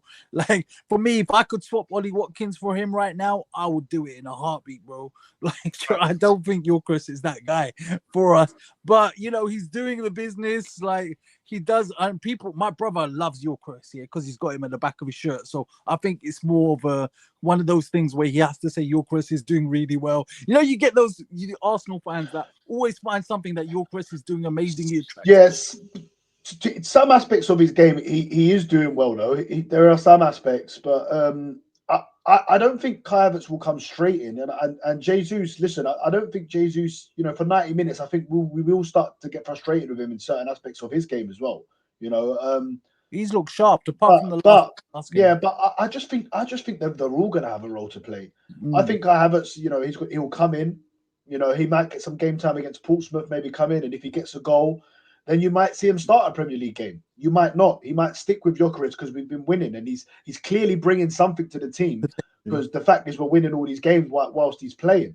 So I just think it's going to be one of them things where literally you might see Havertz one week and you might see Gyökeres.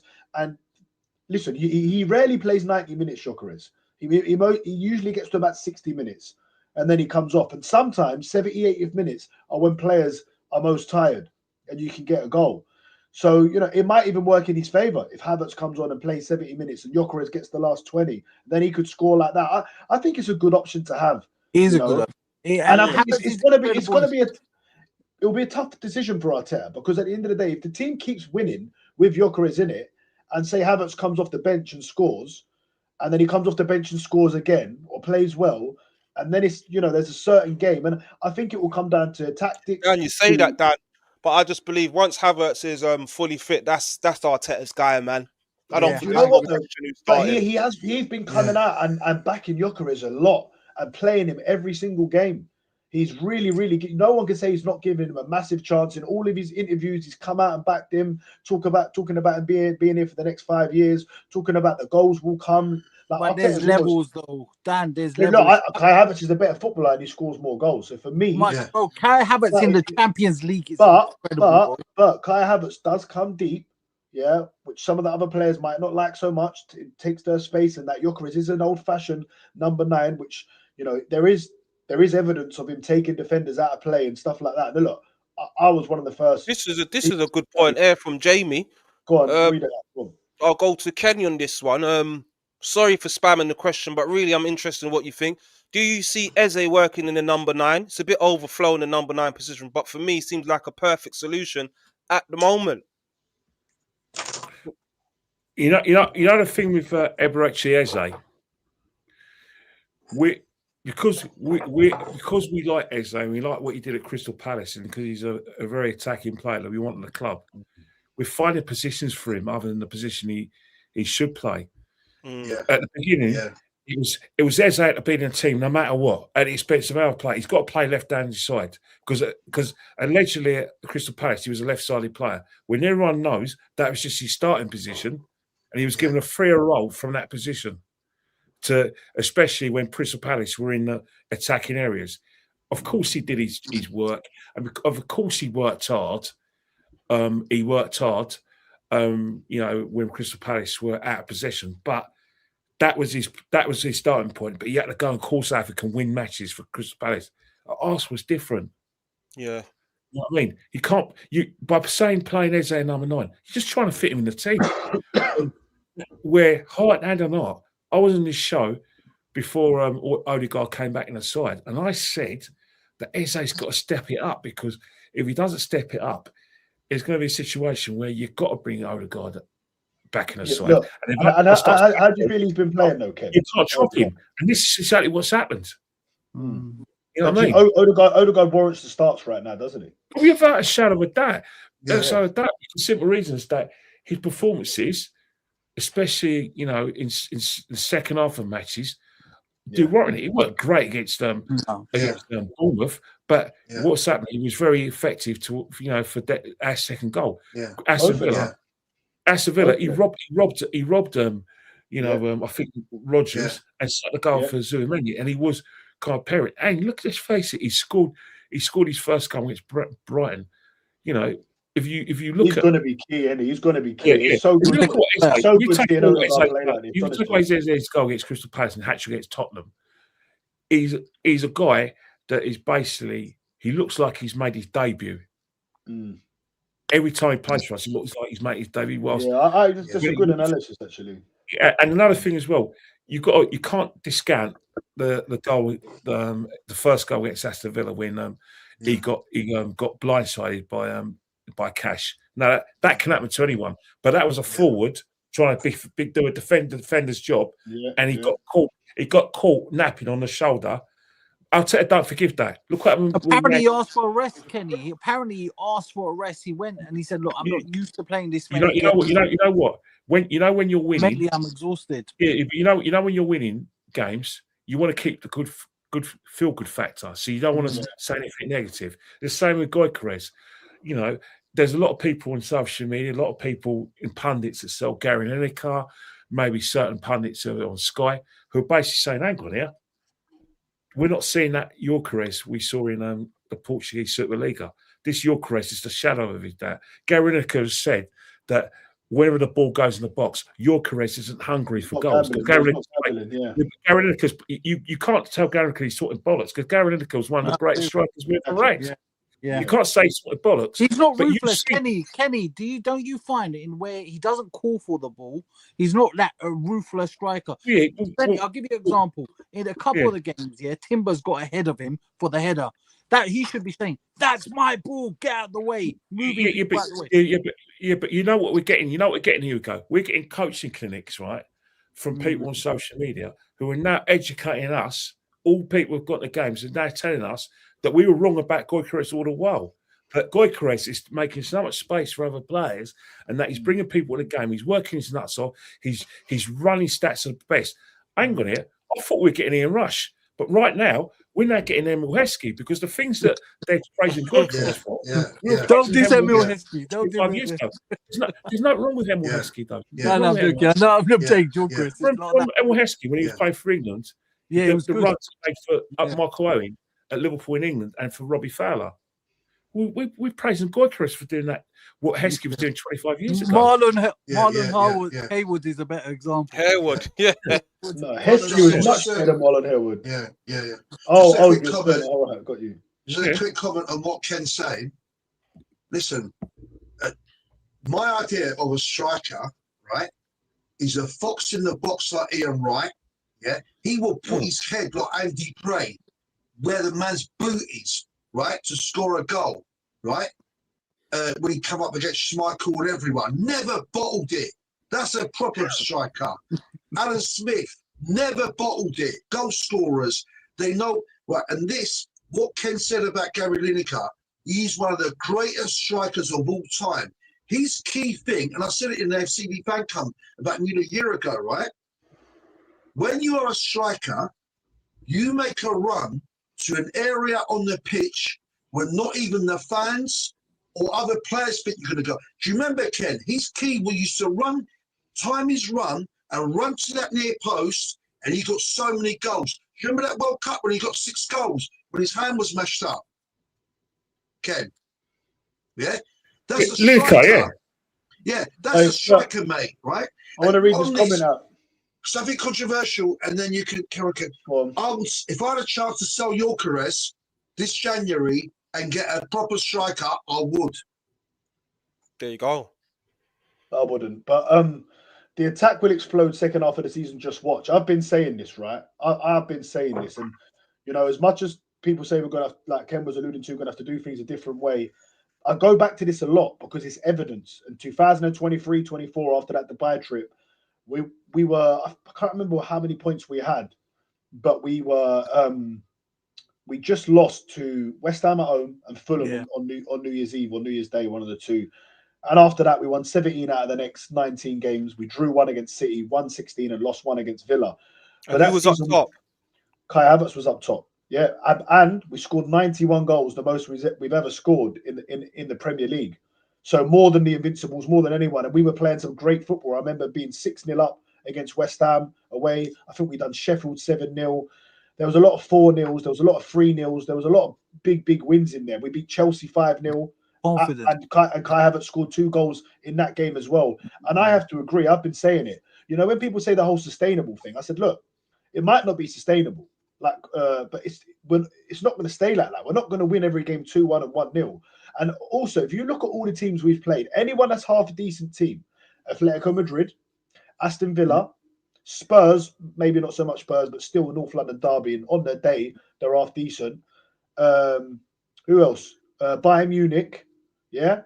All of those teams, we put 3 goals minimum past them. 4 against Villa, 4 against Atletico, 3 against Bayern, 3 against Spurs, or was it 4 against Spurs? So anyone that plays just a little bit, we seem to score more goals against them. And I agree with Cortese. I think our attack's going to just explode and get better and better. We scored 40 goals in 20 games. I expect us to get another 50 goals throughout the end of the season. And I expect us to score at least 3 goals against Liverpool. Look, I'd take a 1-0 own goal win now. I don't. Do you know what I mean? I want the 3 points. I think I can see that happening as well, Dan, to be fair. I think Saka's going to get better. As a lot of people on his back. He can only get better. Yeah, exactly. I think he's going to get better. I think Odegaard's coming back into the form that we saw him of before. Trossard's been unbelievable this season.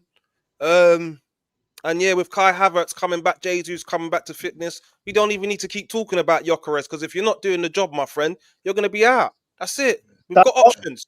I'll ask you this: how big would a goal be against Liverpool for Gyökeres? How big would that? Can I just say something? Every game, almost every game you say to me, I can feel it. Gyökeres is going to get a goal. We're going to be saying that about Liverpool as well. But yeah, that'll be massive for Gyökeres if he can go and get a goal or get a brace against Liverpool. I think he will struggle against Van Dijk and Konate, though, to be honest with you. That's a nightmare for Gyökeres. Them 2 defenders, they're big, strong, know how to defend. So I can't see it happening, but yeah, if it does happen, I'll be happy for him, man. Corte's making some great things, though. He's making some great comments. Don't we always complain Saka drops off second half of the season, which is true. Every season he seems to start off very well, and you know what? It could be onto something here. Maybe he could be, it could be preserving that energy. You don't know what him and Arteta have got going on, or what sort of plan he's on, and that he's just rested him as well. Didn't usually really rest him. He rested him against Bournemouth. And listen, Saka always does well against Liverpool. So maybe that could be the case where Saka's going to have a better second half of the season. And that's the most important part of the season. So hopefully... And by the way, Kay, they both want to make that England squad. So they're both going to up it. Yeah. Just a quick comment on what Ken said about Eze and see what the others think. This club turned around when Arteta, all these people criticised him. Let's look at the facts here. When he came and got rid of all these big-time Charlies like Aubameyang, Ozil, right? And that's what Eze, the way he has got magnificent ability, right? But not a flash in the pan, a couple of goals here and there. This teams that win titles, teams that play as teams, we can't afford to have a passenger, yeah? That you might do something in a given moment in the game, right? You have to sweat blood and back up your team. Zubimendi stepped up for Declan Rice, yeah? Gabriel conceded that own goal, he stepped up. Saliba, since he's come back, has stepped up. Timber steps up. Raya steps up. Trossard has stepped up. Odegaard has stepped up. When I look at Eze, yeah, he's not stepping up. He's not stepping up, mate. When you play football, right, and like I said, right, when you play football, it's about what you do off the ball, not just on the ball, right? You have to watch your other player press. And when we lose the ball, you should be coming back hunting in packs, yeah? He ain't doing that. You're a good player, mate, and everything. You get great goals. You're a clinical finisher. But when you play in a team, you have to be on it all the time, off the ball, on the ball, making runs, giving options. He ain't doing that. And he's lazy, man. He's never played for a top team, though, and I think I do think Eze will have moments this season that I think he's definitely got more to do. Norgard. He'll play against Portsmouth. I've got no doubt about that. But I want to read one last example, Dan. One last question. One last point. Yeah, Norgard hasn't played all season. He was asked to come in and play central defender in the Champions League. Yeah, That boy stepped up.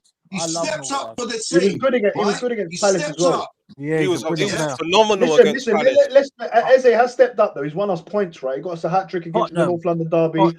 He scored the winner against Palace. He won us them 3 points. He can do nothing for the rest of the season now. He's got us. Yeah, he's had some good moments. You know what I mean? So like, look, we're not a moment team. Man City would have Foden in, then he wouldn't play well for 2 or 3 games. Pep would drop him. Bring in Michael Thomas used to score great goals, good finisher. For 90 minutes, that boy would run all over that Highbury pitch and everywhere. Davies Rocastle, Paul Merson, Perry Groves. That's what you got to do. Go on, I've got a question here. Someone's got a question here for Ken from Steve-O. He says, question for Kenny. If your words, he wins it. If your words, he wins it. You think maybe this guy actually... I think what he's saying is, do you think Arteta could win back-to-back Premier League titles? Something George Graham never did, something Arsene Wenger never did. Ken, you're the encyclopedia. Is it only Herbert Chapman who's done it, or is there another manager who's done it? Herbert Chapman's the only time. We've won it 3 times. In the 1930s, right? So but remember, how special would it be if I mean, look, it's going to be unbelievable for him to get our first title. I think when we won it in '89, we was waiting 18 years for a title. That's right, isn't it? Yeah, I think that's the longest we went without a title. But you know, it's an interesting thing you said, because you think about Arsenal. We call ourselves one of the biggest clubs in world football, especially in England. But you think about it, our history is pretty shocking. 53 of 1970, won nothing. Exactly. 1971 to 1971 to 79, won nothing. 79 to 87, won nothing. Never won a Champions League. And then, if you think about it, 98 to 2, we won nothing. 2005 to 2014, won nothing. So when you think about it, it's going to be a fantastic achievement. But one thing you've got to remember, one thing about the league, it's the most difficult thing to retain it. There's only the only time you can, when you talk about great clubs, Premiership clubs, you can't really call us a great Premiership club, even though we've won it 3 times under Arsene. We're a good Premiership club. Only Alex Ferguson, Jose Mourinho, they're the only 3 managers.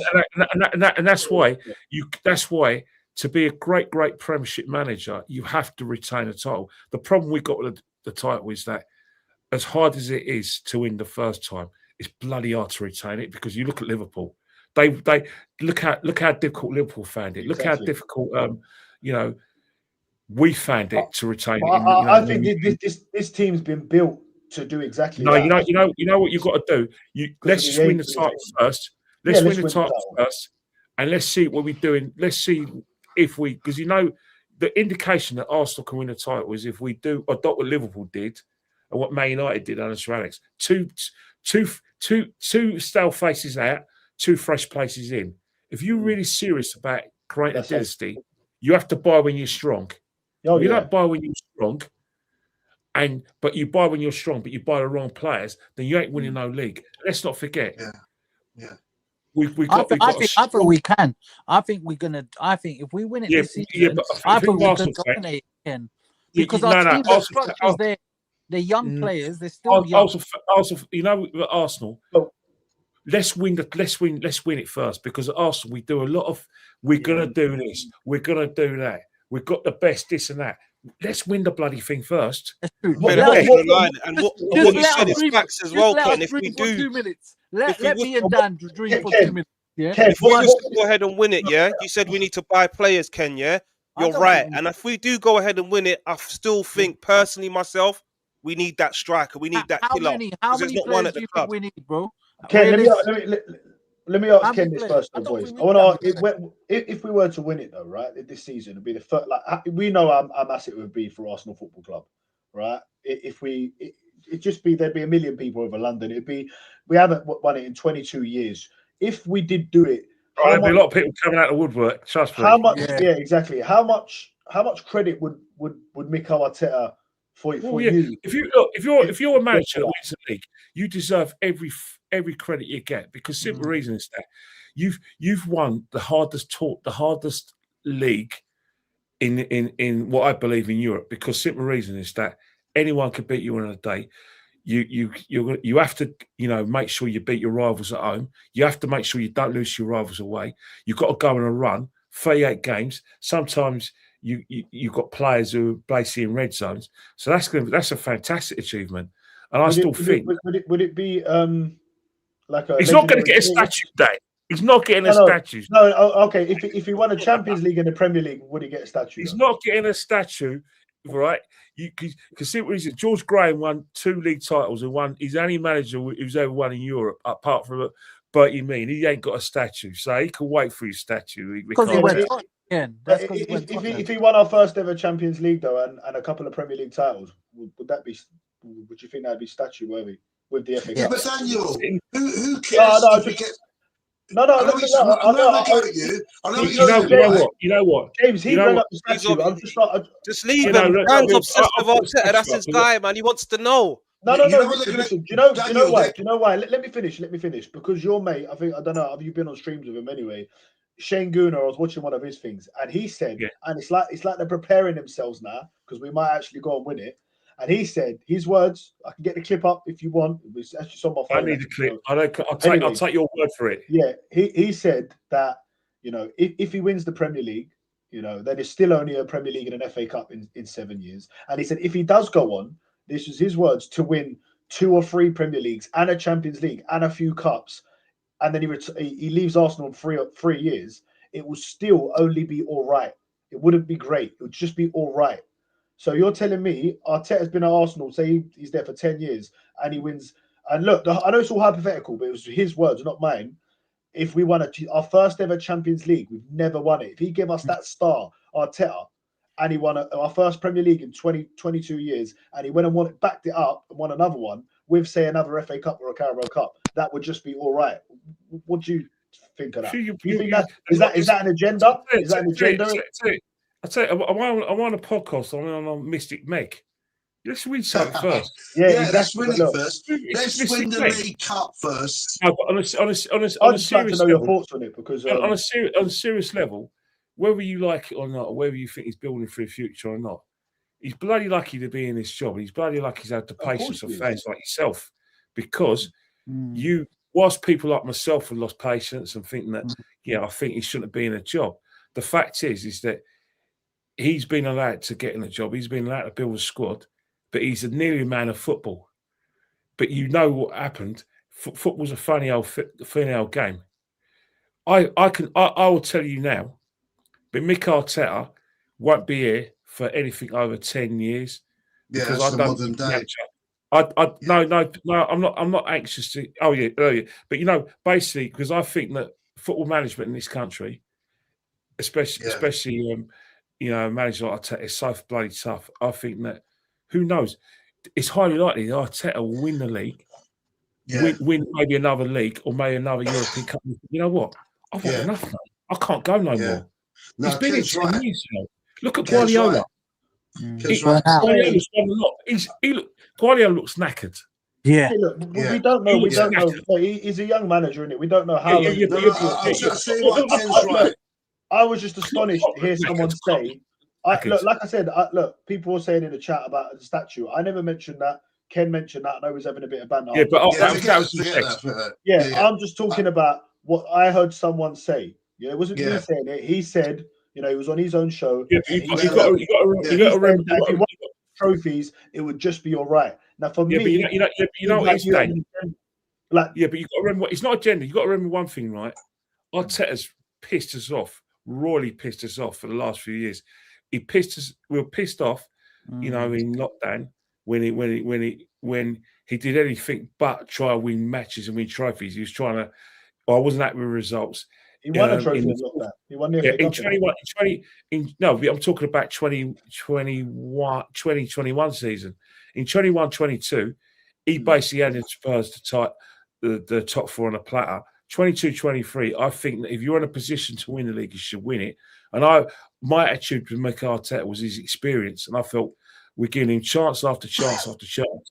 And I'm not impressed. I'm not a fan. So the transition from going from like a fan stroke doubter to thinking, right, he's the right man for the job. You're always going to think, you know what? But what happened in the last 7 years? That comes in doing 7 years ago. It's a human thing to do. But however, if you watch our podcast, watch me, Lee, and Jezzy's podcast, especially the 23-24 season, when we did I know some of you guys used to watch our player ratings.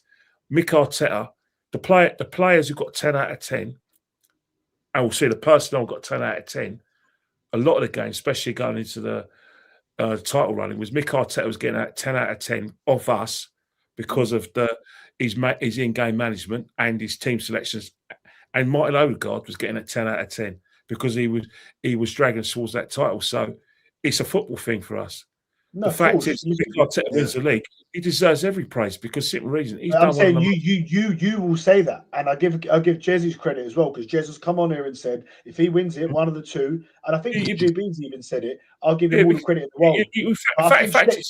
Shane's a bit different though. I think Shane will praise him because the reason why I think because as Arsenal fans, all I want is success, and I think the guy's success. If someone gives you success, and you're giving them criticism for not getting you success, and then his team gets success, of course I'm going to say thank you and well done because simple reason he's finally achieved something on his CV. Yeah, like it would make it all worth it. Because my question to you is, when you come in as an assistant, he was Pep's assistant, when he first come in, if I said to you, this man will have us battling for Pep Guardiola, the best manager in football and the greatest City team in history, battling for a title, and he won't win it, but he'll win it after 5 or 6 years. He'll bring the Premier League back to Arsenal. What would you have said to me then? Well, the question I only turn it on the head to you. Were things that bad that you at Arsenal when he came to the club?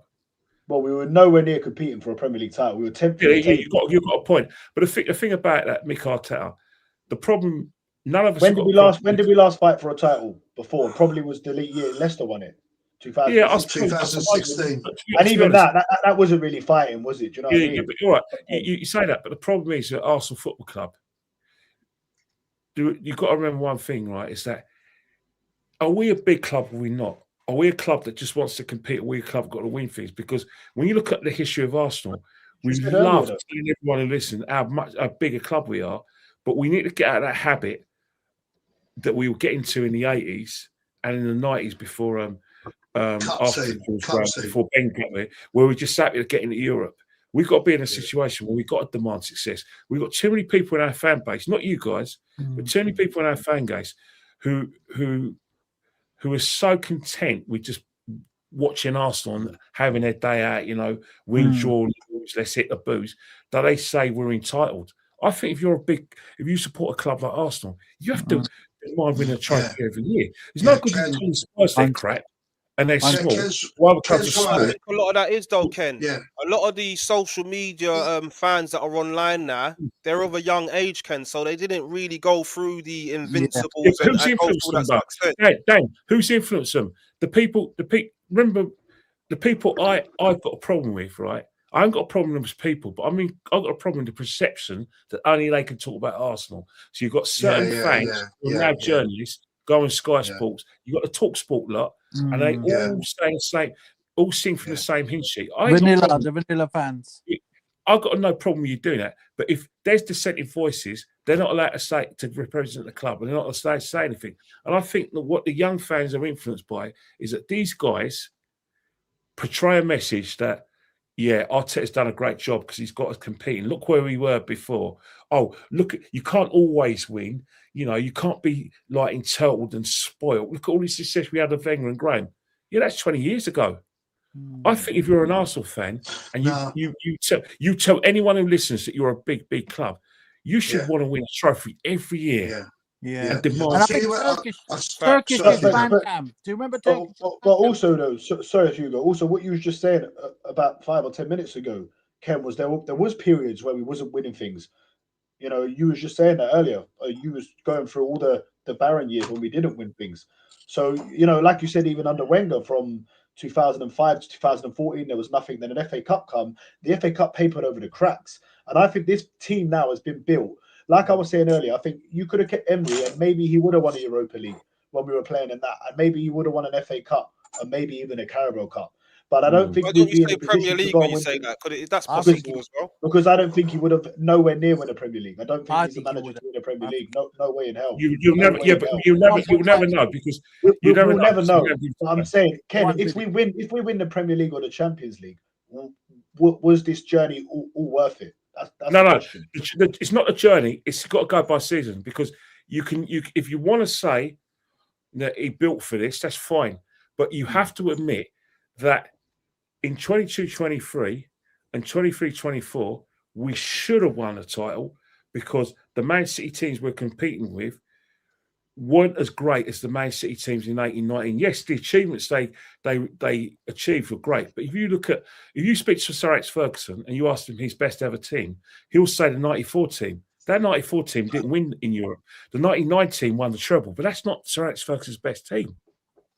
No, but they had Arsenal's Murray. best ever team. That team had Arsenal's Murray. best ever team for me, right, is the 2002 Wenger's team, and then the 91 team with George Graham, and then the Invincibles. But because we went unbeaten in 2004, everyone, Ty, who goes on the channel, you go, both on AFTV, oh, Invincibles. They weren't our best ever side. No. But because of the achievement, that becomes their best ever side. The 99 side under Sir Alex Ferguson becomes their best ever side when the 94 team was better. Ken, in 22-23 though, that was the youngest. We had the youngest team in the Premier League, and it was only Arteta, and it was Arteta's third year in management. Yeah, but even so, you've got to strike when you're on the All right, let me tell you something about Ranieri. Ranieri never won anything except for domestic cups in Italy. He went to Leicester when they were on the brink of relegation. He got, I think, what's his name? They sacked their manager. You know, he used to play for Sheffield. I know Nigel Pearson. He was up against Pochettino. But in his first season, he developed the most simplistic style ever. He basically said, right, he got a goal scoring inverted forward in Mahrez. He got Jamie Vardy. He said, just feed Jamie Vardy. He got Wes Morgan, big lad in defence, played simple football. They went and won the league in the first season. You try to tell me that they're experienced. No, of course that's a one-off miracle, though, isn't it? Yeah, but we could have been that. We should have been that one-off in 22-23 because we had a better team than them. We should have been. I know, but Ranieri was a very experienced manager, though, wasn't he? Like I said, that was even so, that team in 22-23 should have gone and won the title because it had the momentum, but it made footballing mistakes. No, it wasn't injuries to Saliba. It was the mistakes we were making when we were winning, getting the bad habits. And then when you keep on getting the bad habits, you got to crash against Liverpool, got to crash against West Ham. Bar Leicester, name me another team that just come out of nowhere and won the Premier League. Yeah, but Arsenal's a big club, though. Usually you do always spent a lot of money in 22-23 to challenge. Arsene Wenger finished second 3 years in a row. I know, because Man United was strong. You know why? You know what? Arsenal finished second under Arsene Wenger from 1999 up until 2001 because we were in transition on the basis that Nicolas Anelka leaving to go Real Madrid basically effed up all our plans because he wanted to play. We was in transition even in that season 22-23. Yeah, but even so, can I say something about the 2023? We were leading coming in April. We were leading. We went to the Championship. You know what I said about Championship rounds, though? Remember the Championship rounds, right? Where I always say that round 10, 11, and 12, you win the title, or if you're behind, you knock someone out and they act cold, and that's it, you win the fight. When it came to the pressure, he floundered. As well as the team. Everyone has to take responsibility for it. It was a failure, and it's on his head. When we should have won the league. But what I would say, I think that helps him get over the line this season. Dan, can I just say one thing on that as well? That 22-23 season, I'm just going through some of the Man City squad because we forget. They had peak Edison.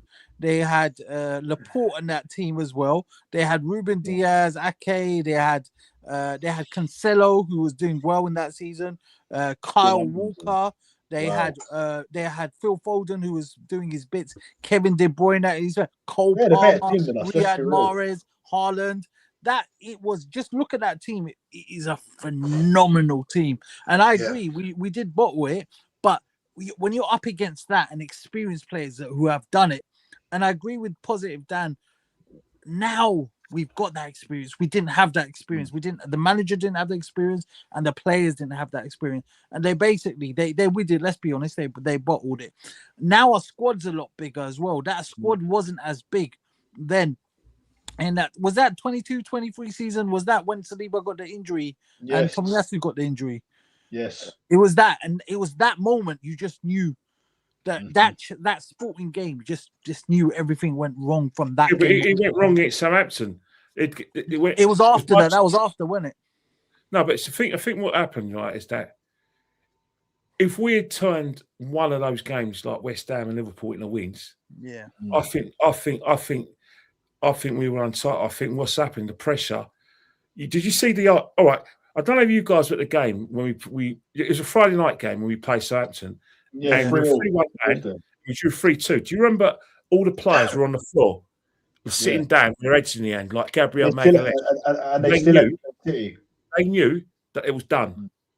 Yeah, they still had to play City. Kenny, I've said this before. That game made me get divorced. I nearly broke the TV. My wife realized how much I'm a lunatic when it comes to Arsenal. She said, I can't take this anymore. Like that game when Ramsdale was looking at the pigeon and that Alvarez fucker chipped it. Like, do you know what I mean? That Theo Walcott bloody scored that game, didn't he? Oh, that made it even worse, bro. Ken, we've got a question here for you. What's it called, though, man? Should we get on to the Liverpool preview? A question for Ken first. After yeah, I know you like that question, Dan. You wanted to ask him that yourself. Yeah. No, can I just on what's been said by Ken? I'll be really quick. What Ken has touched on, and no one has mentioned, right? It's about standards. This club's standards dropped when after the first 12 years of Arsene, the last 12 years of Arsene Wenger, when this stadium where I live cost 420 million, he was not given the money to rebuild that invincible team to carry on winning trophies. Just like Klopp wasn't, and that's why Klopp fell out. That's why Klopp left Liverpool. Let's tell the truth, right?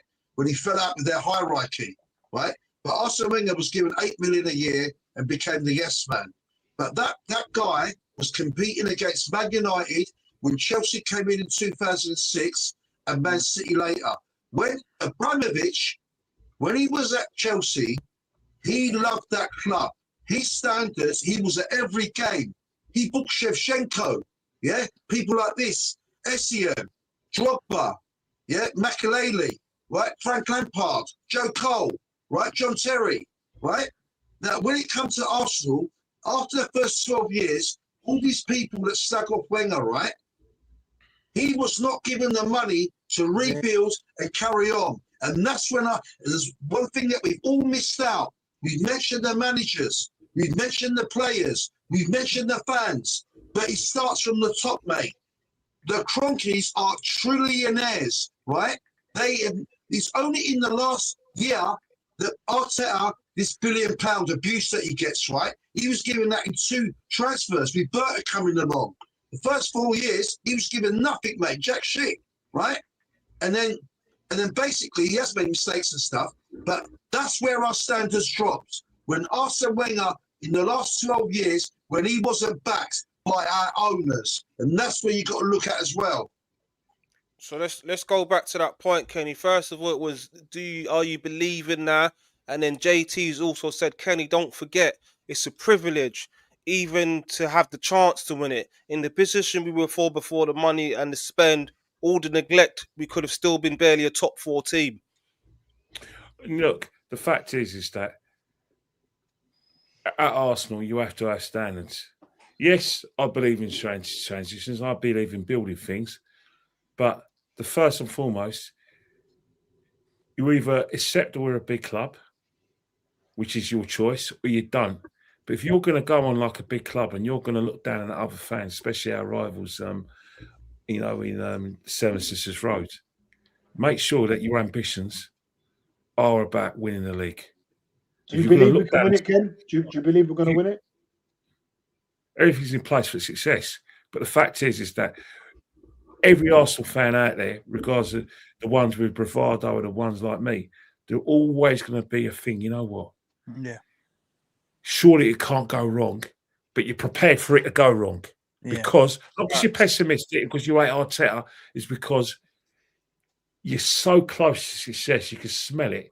But you know what it's like. You know what it's like to do all the hard work, win all those games, play really well, and then in a straight, someone else is lifting the title, and you have to watch them and go. What percentage are you? What percentage? Ask him that question, there, man. What percentage? It's all coming back after you said that. Let's do our percentages, then we'll go with the Liverpool predictions and we'll wrap up. Let's do our percentages. We'll go with we do this all the time, Kev. Just how much percent you think we're going to win the title? We'll go with Dan. We'll start with you, Dan. I think you said it earlier. And let us know in the comments what you think. That Ken speech might have just brought it down a bit, but go on, my bro. Oh. That's why I'm at 60 between. Let's say I'm at 60, 63, man. I'm at 63, so there's still a 37% of doubt, which Kenny alluded to. But yeah, I'm at 67, 63%, man.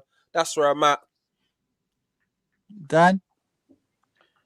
Me, I'm 95% sure that we all. I'm 55% now. Ken? Look, I'm 68%. It's 68? us. Higher than me. Yeah, because we're only in January, but you know the percentages are going to go up when we get into like the championship rounds and Man City. No, as in you're 68%. Yeah, look, if Man City win it. All right, if you look at these group of games, right? You look at these group of games. So Man City don't beat Brighton, we beat Liverpool, and it's like 8 points. You ask me in about 3 weeks' time, it'll probably be at 75. What if we lose though? We ain't losing to Liverpool. I can't see it. Don't say that. But the thing is, what we found this season is a draw is just as bad as a defeat because of the fact that both teams are playing at home. Man City are going to smash Brighton. Brighton pathetic in the first half when they played us. No, I'm not sure. Ken. I don't know no more, Ken, about Man City. If Matoma was playing and if they had Welbeck up top and they had the team they had last year, all day long I'm going for a draw at Etihad. But not with that team. We don't know which Brighton's going to turn up. Brighton. But the Brighton turned up against us. We turned up after we went 2 goals down. What happened before then? Yeah, I'm still not sure. I think Brighton are going to get a result. You say that, but you say that, but I'm not convinced. I think that it's Etihad. One thing, Man City, are probably going to do. They're going to think that if they're 1-0 up, they were 5-0 up because Man City don't know how to kill teams off. Because Chelsea were there with their chins out, without any defence, like a boxing match. Instead of doing this, their guard were down and they're waiting for a left and right hook. And Man City just couldn't deliver the knockout. Shit themselves if you attack them. This is what I keep on saying. That's why. Yeah, Ken, did you know that Gvardiol's out as well and Diaz is out? And maybe even Ake. Yeah, which means if I was Man City right now, I'll basically say defence is the best form of attack is the best form of defence. I won't even bother. I'll be banging that door and trying to win games. Stuff it. The only time they're going to need, and I say it respectfully, the only time they're going to need their best defenders if when they go Old Trafford, Anfield, and they got players at the Etihad. All the games they're going to play after that are winnable. That's not arrogance. That's my opinion. And the Man City are going to get injuries this week. I promise you that. Man City, they look shattered in that game. They're going to get some big moves. You know what? With the amount of games we're playing, every team's going to get injuries, and we'll be one of the worst ones. We compared to Man City. James, let us know what's your percentage. Go on, we're waiting for you now. I feel like Namweri been sent to Siberia again. Anyway. No, he's going Bournemouth. Based on the facts that we've been improving, the flowing football's coming there, the squad is back, he's got his troops. 100%. We're going to win this league. King Arteta and Liverpool's defence and Man City's defence is shit, and we're going to do it. 100%. Come on.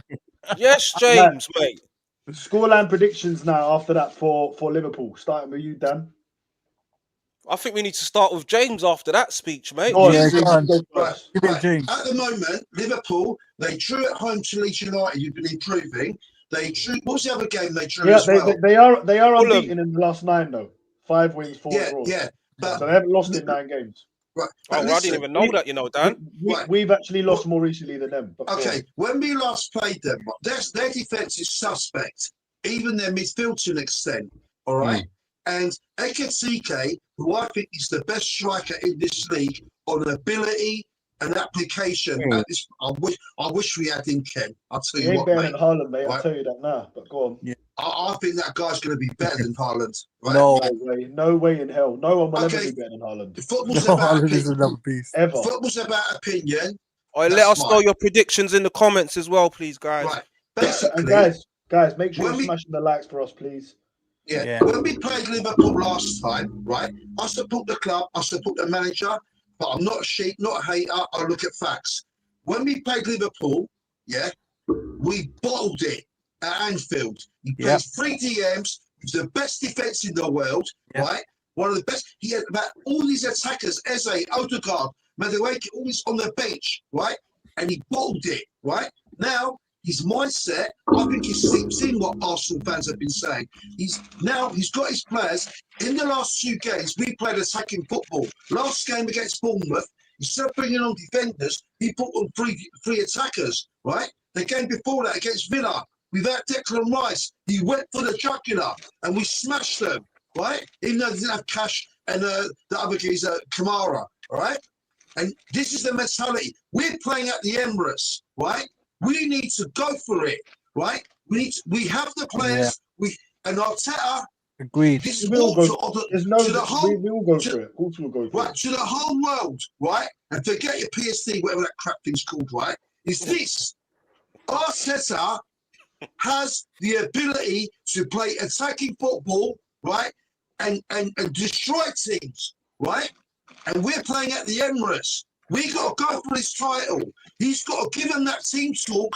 Like if we don't win, we have to win. And even if we lost, we're still going to win the league title, right? We have to go for the kill. Their defense is rubbish. 35-year-old Van Dijk, legs are gone. So he's the king of the elbows merchant. He should be in WWE wrestling, right? With his stupid little ponytail. Anyone know you're allowed to. And that's the bottom line. Anyway, Stone Cold sets up. That's right. That's right. We've got 2 rocks at the back, just like the Rock, right? Dwayne Johnson. We've got Dwayne Johnson Saliba and Dwayne Johnson Magalesh and Timber. Yeah? We have to Odegaard is on fire. Declan Rice is on fire. Zubimendi is on fire. Saka, come on, man. Get the Juris up your arse and start passing, right? Trossard is class, mate. His intelligence is supreme. Maybe play Jesus. We have to go for the kill and destroy them. What's the score going to be, James? What was the prediction? 3-0 to Arsenal.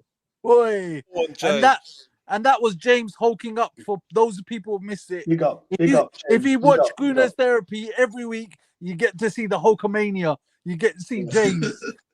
You know what, Ken, the little Danny DeVito version, me. Ken, what's your scoreline prediction for Thursday, mate? Are you going? Yeah, that. I think with Liverpool, if Liverpool don't score, get the first goal, and don't punish us very from that counter attack, very important. In the second half, we'll go up again. We'll take a game away from them. Look, you know what I mean? They're not in myth. Basically, how we beat Liverpool is go at their fullbacks and murder their midfield, because Gravenberch's a good midfielder, but he's not at his best. Slobosly is okay, but if they play Curtis Jones or they play, McAllister, They're not strong physically to acquire attacks. They're good on the ball when they're on the front foot, but defending back, I think that they're not going to give my guy any help. So yeah, we go with their fullbacks, try and win that midfield. We'll win the game comfortably. But it all depends if Ekitike plays. But I still think I'll go for a 2-0. 2-0. Nice.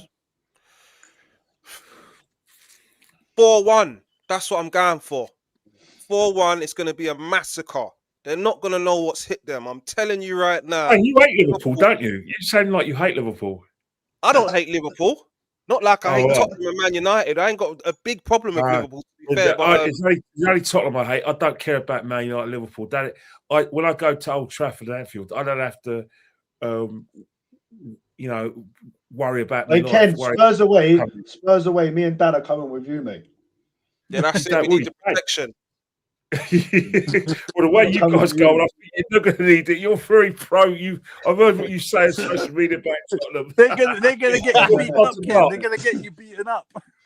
But yeah, I feel like we're gonna just run them ragged. I think our team's too strong for them. Their form. Ken touched on it. I don't know if Ekitike is going to be starting as well. I don't know why he weren't playing the other day. Conversely, they missed. They actually missed Mo Salah because Mo Salah will push our defenders back and keep our defenders. And look, he's a world-class player, but on form or not, he can always do something out of nowhere. Yeah. So I'm very glad. Where they're playing 4-3-3, like they're playing. Who's it? Yeah, playing. What's the name? Vert's the number 10 role. They're playing Gakpo, who gets in a good shooting positions, but he's so predictable.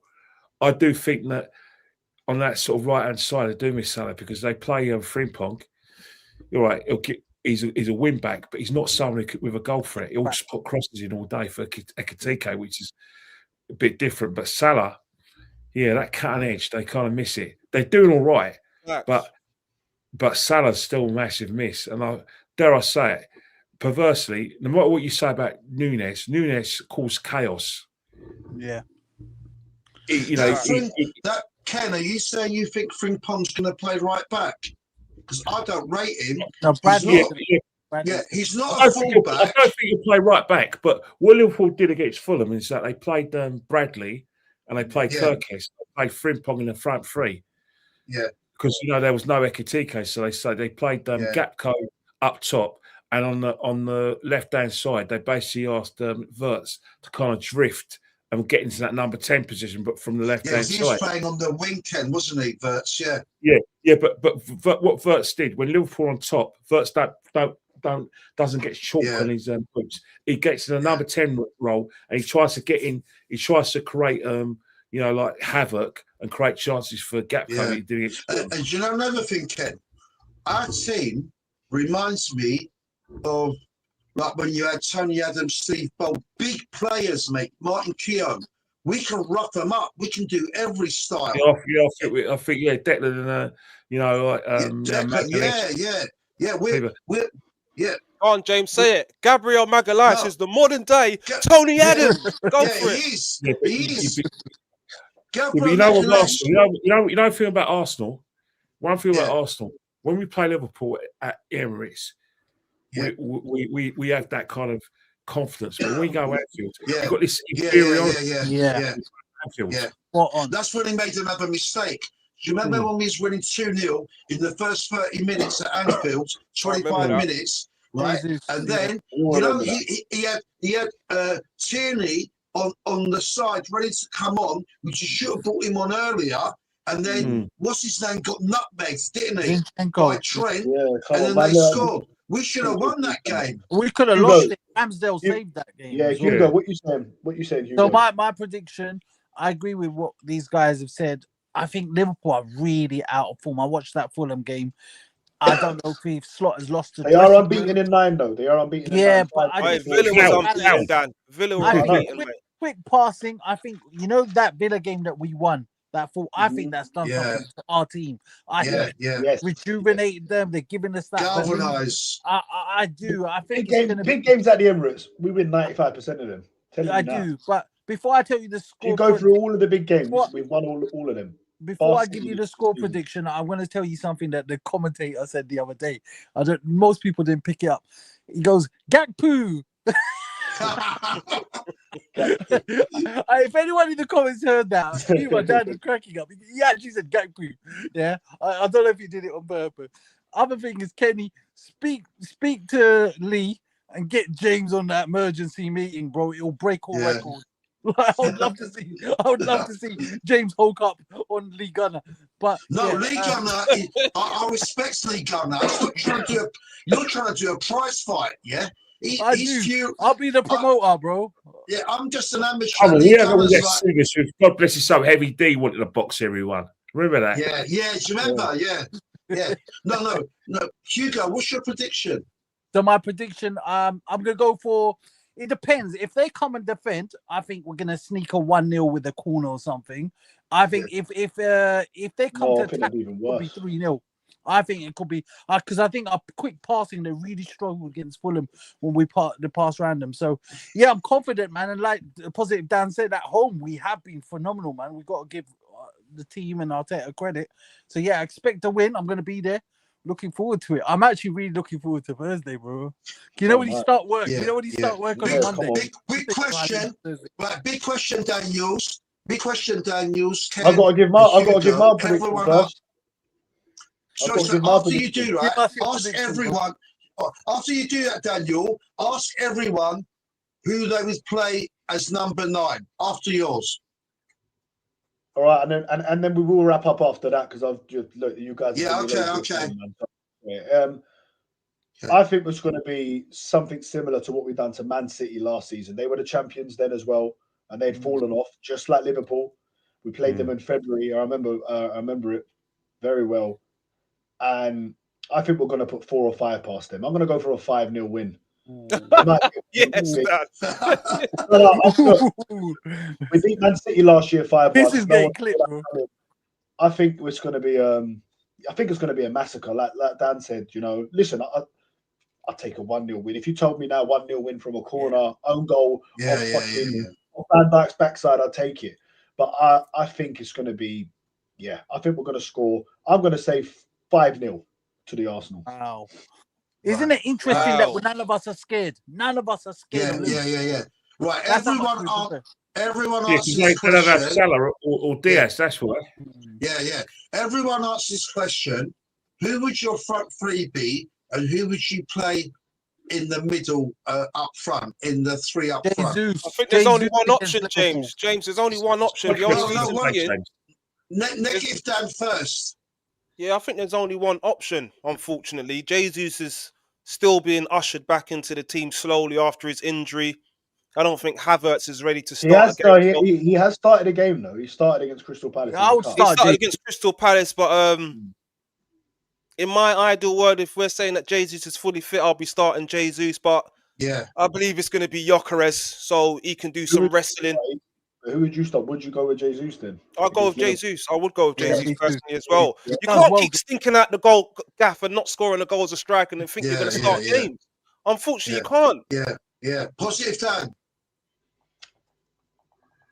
I think I'd just have to stick with Gyökeres, and just knowing that I can bring Jesus on I think I would just go with Gyökeres. But listen, if I saw Jesus starting, I'd probably be a little bit more excited. To be fair, he is quite smaller compared to Konate and Van Dijk, but he's quicker. Well, I don't know if he's quicker.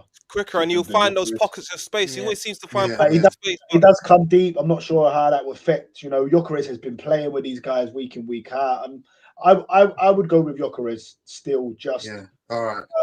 But listen, I'd go with Gyökeres and do what he's been doing and bring him off after 60 minutes. And it depended on how he's playing, but I'll go with Gyökeres. I'd give him. All right, Hugo. I said Jesus, bro. Jesus. For me, he's done well. He ripped up Liverpool in Anfield a couple years ago. I think he's got that good mentality. He's playing well. He's sharp. He's looking sharp. And I think Liverpool look a bit ragged and tired. And I think that movement would be the difference. Yeah. Gyökeres doesn't do well. Yeah. Ken. Well, personally, I think he's going to go with Gyökeres anyway, because I think Jesus isn't still fully fit. But one thing I would say about Gyökeres and Jesus, all the things that you're praising your crest for, well, the clinics, and I say that loosely, use that term loosely, the coaching clinics we're getting in social media from younger fans about the great things that Goycrest does. Let's not forget that 2 years ago they were saying the same things about Jesus, how Jesus has a good partnership with Martin. He brings people into the game, and that he's skillful. They'll say the same things about Jesus 2 years ago. So, and believe it or not, Jesus can do those same things. People saying that, we can see more goals when York goes off the pitch. That's just a coincidence. I agree with you on that as well. Yeah. I just think that Jesus is fully fit. The problem with York was, right, is that we've changed the way he plays to the detriment of him, but for the benefit of us. Yeah. We turn him to Emil Heskey. We turn him to Emil Heskey. Yeah. Who you start, Ken? Oh, Goycrest, that's Scott. He's the fittest forward we got. Yeah. And then, you know, one thing about that.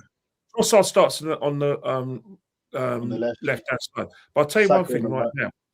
Madueke is very close to starting games. If we didn't have Saka, Madueke no one would complain about Madueke, because Madueke's performances, especially of late, you're thinking, boy, this kid's I feel like I remember City over the years. You never really knew who was going to start, and out of nowhere it'd be Sterling instead of Mahrez, or something like. Do you know what I mean? Or it'd be starting. Well, I've got something controversial. Sorry, before you go, let me say something about Raheem Sterling. The Raheem Sterling that you know now isn't the same Raheem Sterling who smashed it. I say when Raheem Sterling was at his best, Raheem Sterling was levels above any English. Saka gets Raheem Sterling's numbers that he was getting a Man City at his best. Saka would be pleased. Because Raheem Sterling, there was no inverted winger when Sterling was at Man City and he was at his best. That I haven't seen an inverted winger play any better. He was on fire.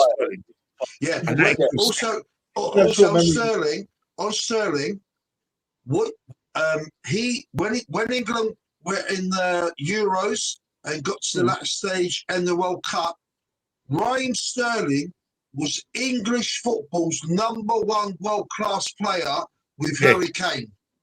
He was their best player in the United Kingdom and in the tournament. And then he went to Chelsea.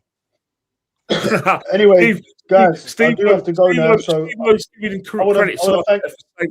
to thank everyone for watching. If you could all do me a favor now, if you could all just hit that like button. If you're new to the channel, subscribe. I want to thank Ken for coming on so late and giving us your time. Very much appreciated, my friend. Obviously, James, Hugo, you've given us like more than 2.5 hours, man. So really appreciate it. Everyone who stayed every time. Me and Dan, you know what I mean? You're helping us out loads. So we really, really appreciate it. It means a lot to us. Let's hope that one of our predictions comes true. Yeah, I've got to go. I've got work tomorrow, so I'll say bye to you all.